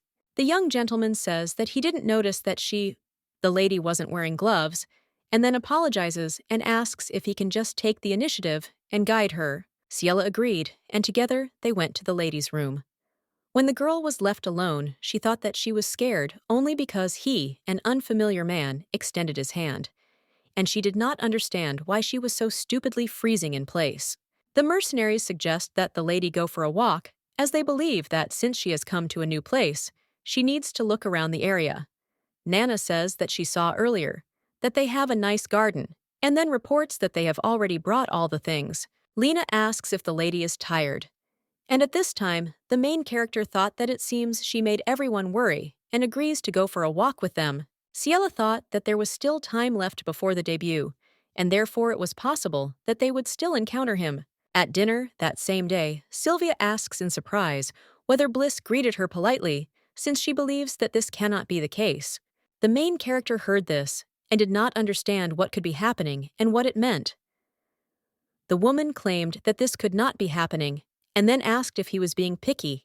The lady says that everything is fine, and Sylvia says that it seems that she speaks about her brother out of kindness, but says that it still does not give her peace, and then suggests that they continue their meal because she is just going to check on Bliss. Ciela says that if we talk about politeness, then she made a mistake. Leonard asks what mistake she is talking about. The girl explains that she couldn't take his hand when he extended it to escort her. It was awkward, but he still apologized to her out of politeness. The gentleman suggests not to blame yourself because he thinks it is his fault, because he asked him to escort the girl instead of him. And then he suggests just thinking about preparing for the ball because he thinks that is the most important thing now. A few days later, the lady asks if the dress will be suitable and also inquires if the invitations are finished. The girl answers that everything is fine, and Sylvia says that now she can breathe a little easier and asks Ciela if it is not difficult for her. The main character says that she is worried that it is more difficult for her than for her, but the woman objects and says that it is nothing like that. The butler informs Madame that the organizer has already prepared the flowers. Sylvia apologizes and says that she needs to leave for a short while. The lady says everything is fine and then asks if there is anything she can do to help.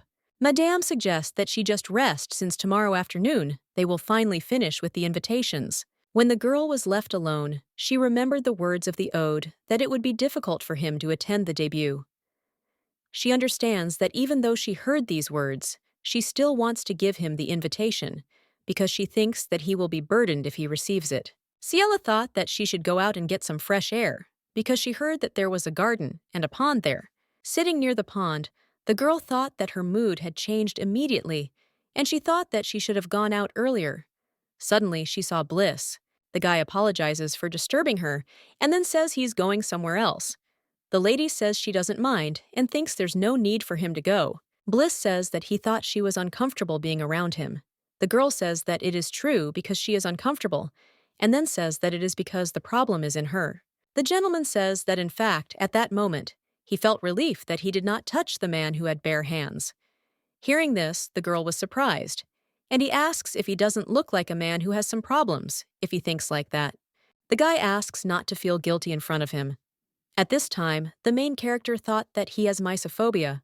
Bliss says he doesn't think unwillingness to make contact is a problem, especially if he knows what the person has touched, or the problem is someone who grabs everything.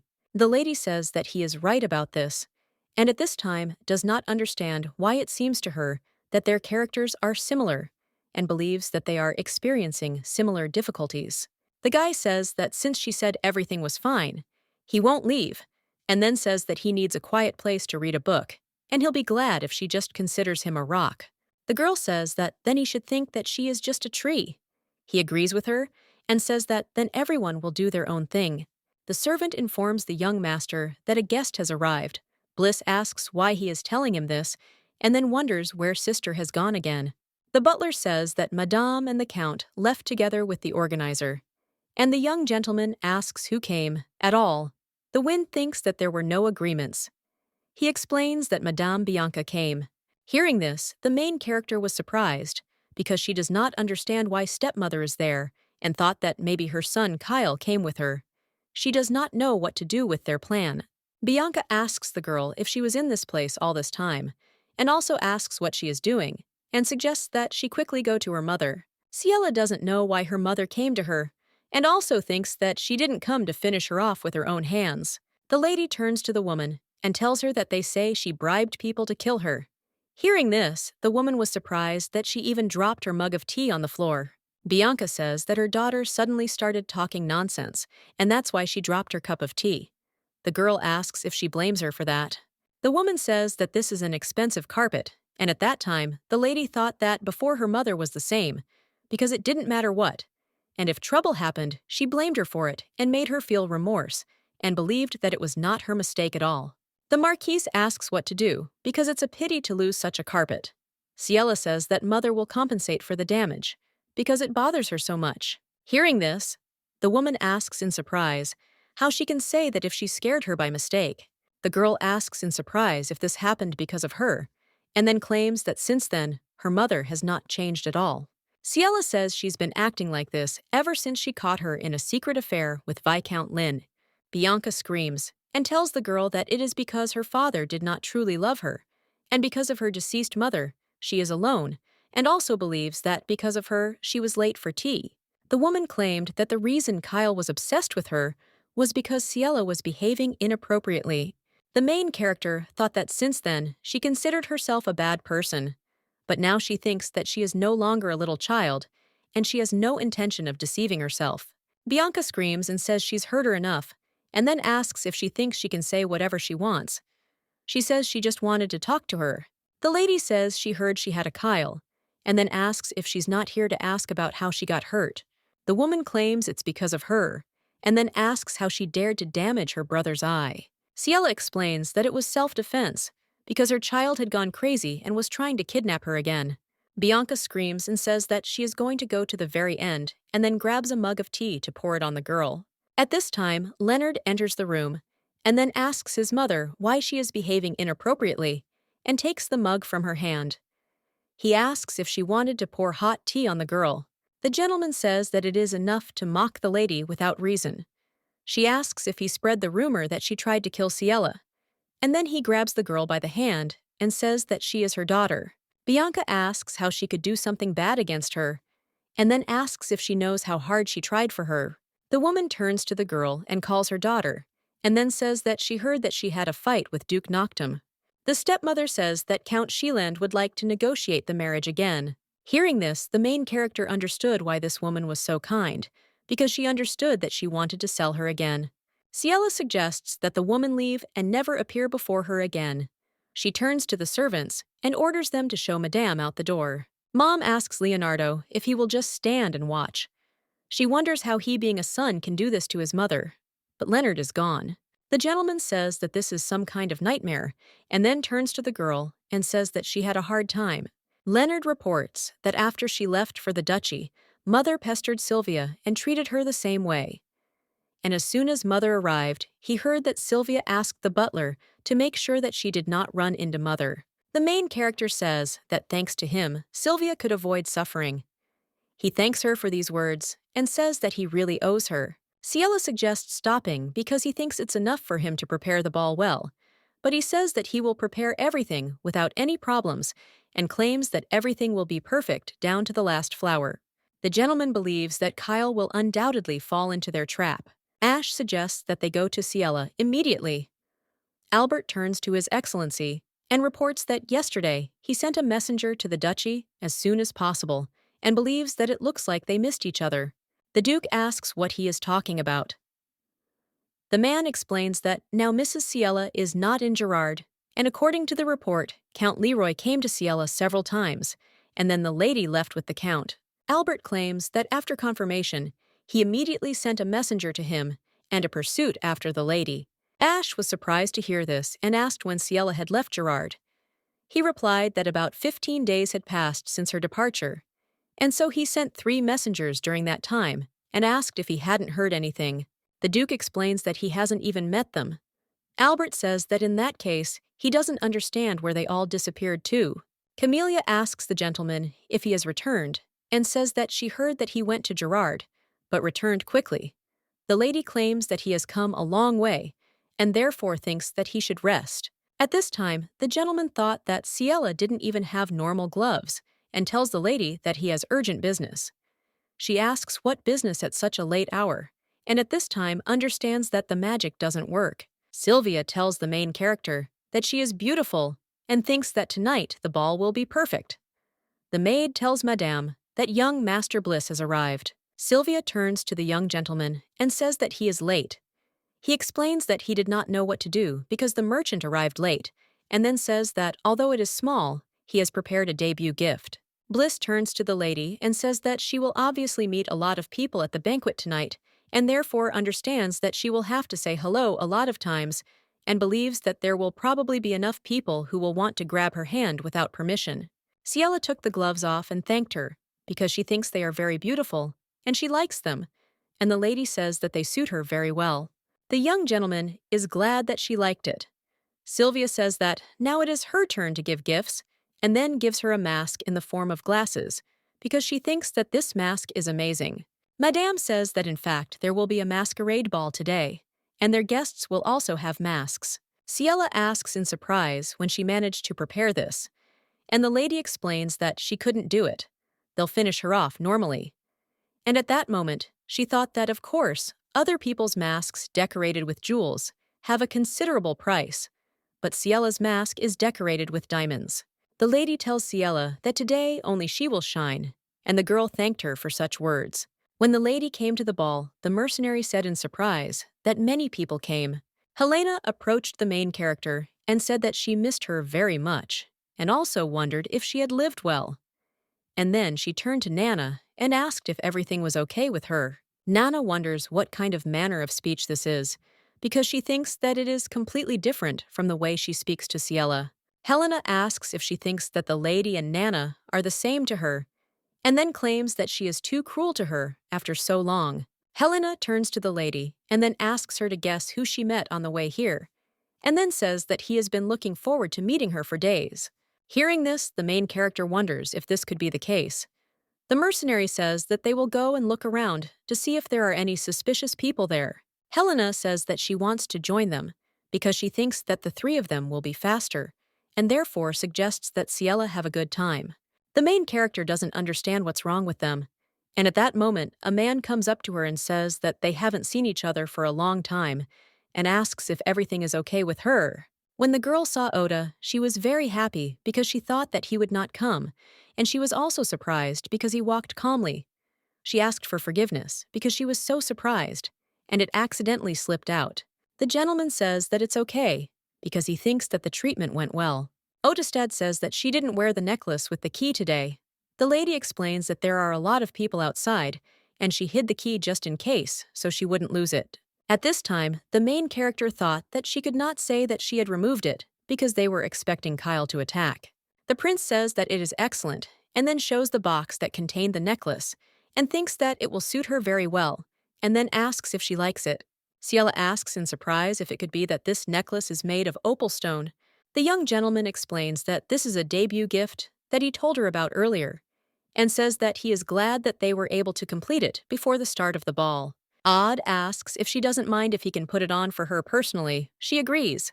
The prince says that it suits her very well, and says that this necklace will block any bad energy approaching her. The lady thanks. Leonard approaches them and turns to the lady and says that her bodyguards were hanging around on the street, and so he sent them to the banquet hall. The gentleman says that he did not know that there was a guest next to her. The prince says that they have not seen Count Leroy for a long time. The gentleman apologizes and then asks if he has met him, before Ode says that he seems to have not recognized him because of the mask, and then says that he is Tristan Root. Hearing this, the main character was surprised, and thought that if he is the Marquis of Ruth, then she heard that the Marquis was the first prince who ran away with the knight, and she believes that if Tristan is the same Marquis of Rude, then Ode turns out to be the first prince of Otastad. The prince turns to Ciela and says that he was glad to talk, and then says that they will see each other in the banquet hall. At this time, the main character realized that he had called her name, and she became interested in how long he had known her full name. Leonard turns to the lady and asks how she met the Marquis. She replies that she doesn't know, and then asks why he came. The gentleman says that there is not much time left before she goes to the ball, and then invites her to take a walk. Leonard says that he said that if they see Kyle, they can just let him in without an invitation, and the lady asks if Kyle is definitely coming today.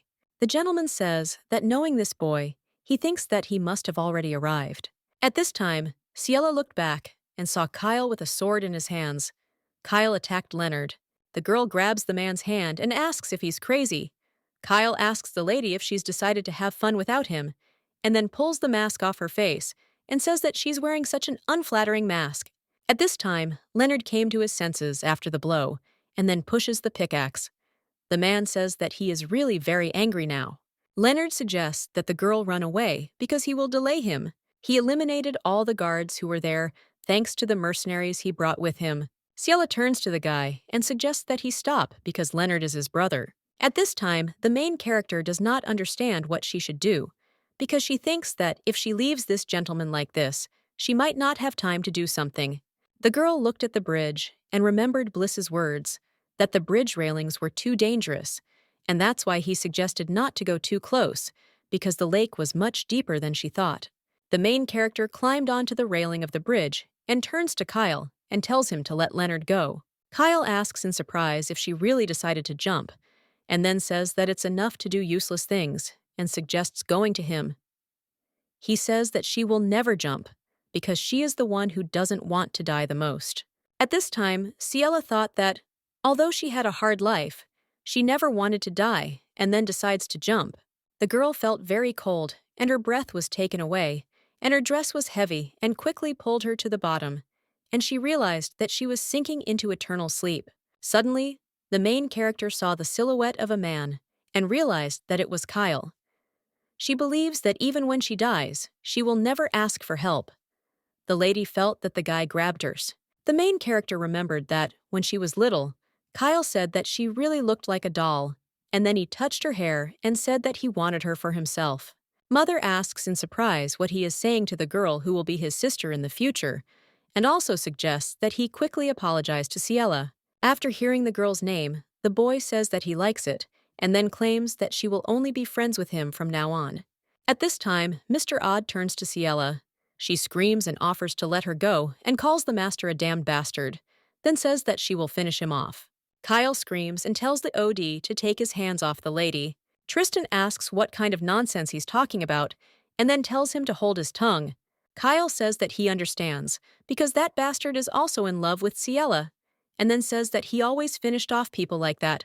Leroy suggests waiting because as soon as he is free, he will immediately come and finish him off.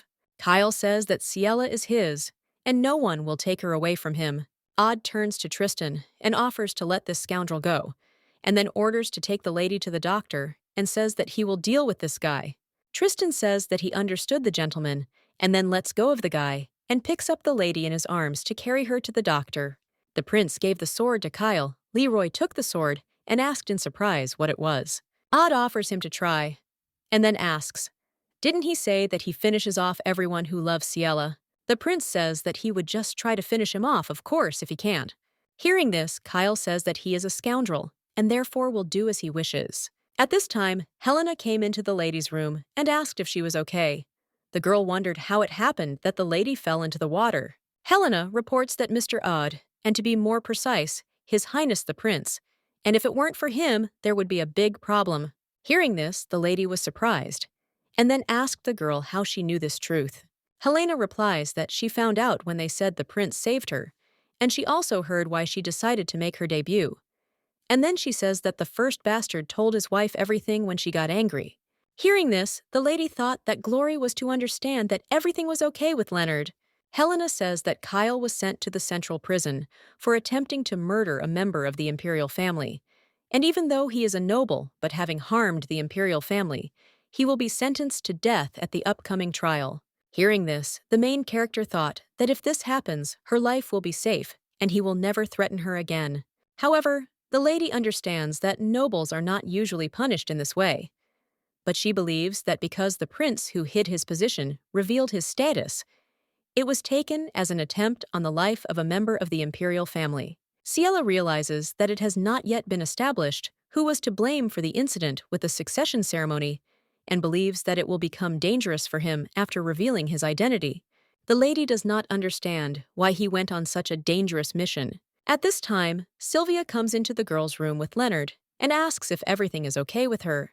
The lady says that she heard everything from her husband and then asks why she didn't tell her the truth. Sylvia claims that she decided to hold a masquerade ball without even knowing it, and then starts crying. Leroy turns to his wife and says that if he had known that she was pregnant, he would have told her everything earlier.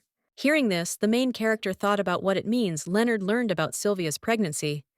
However, she thinks that, thank God, that everything is okay with these two. Sylvia asks the girl if it was hard for her, and also wonders how she could endure all this alone, since she thinks that she must have been scared and lonely.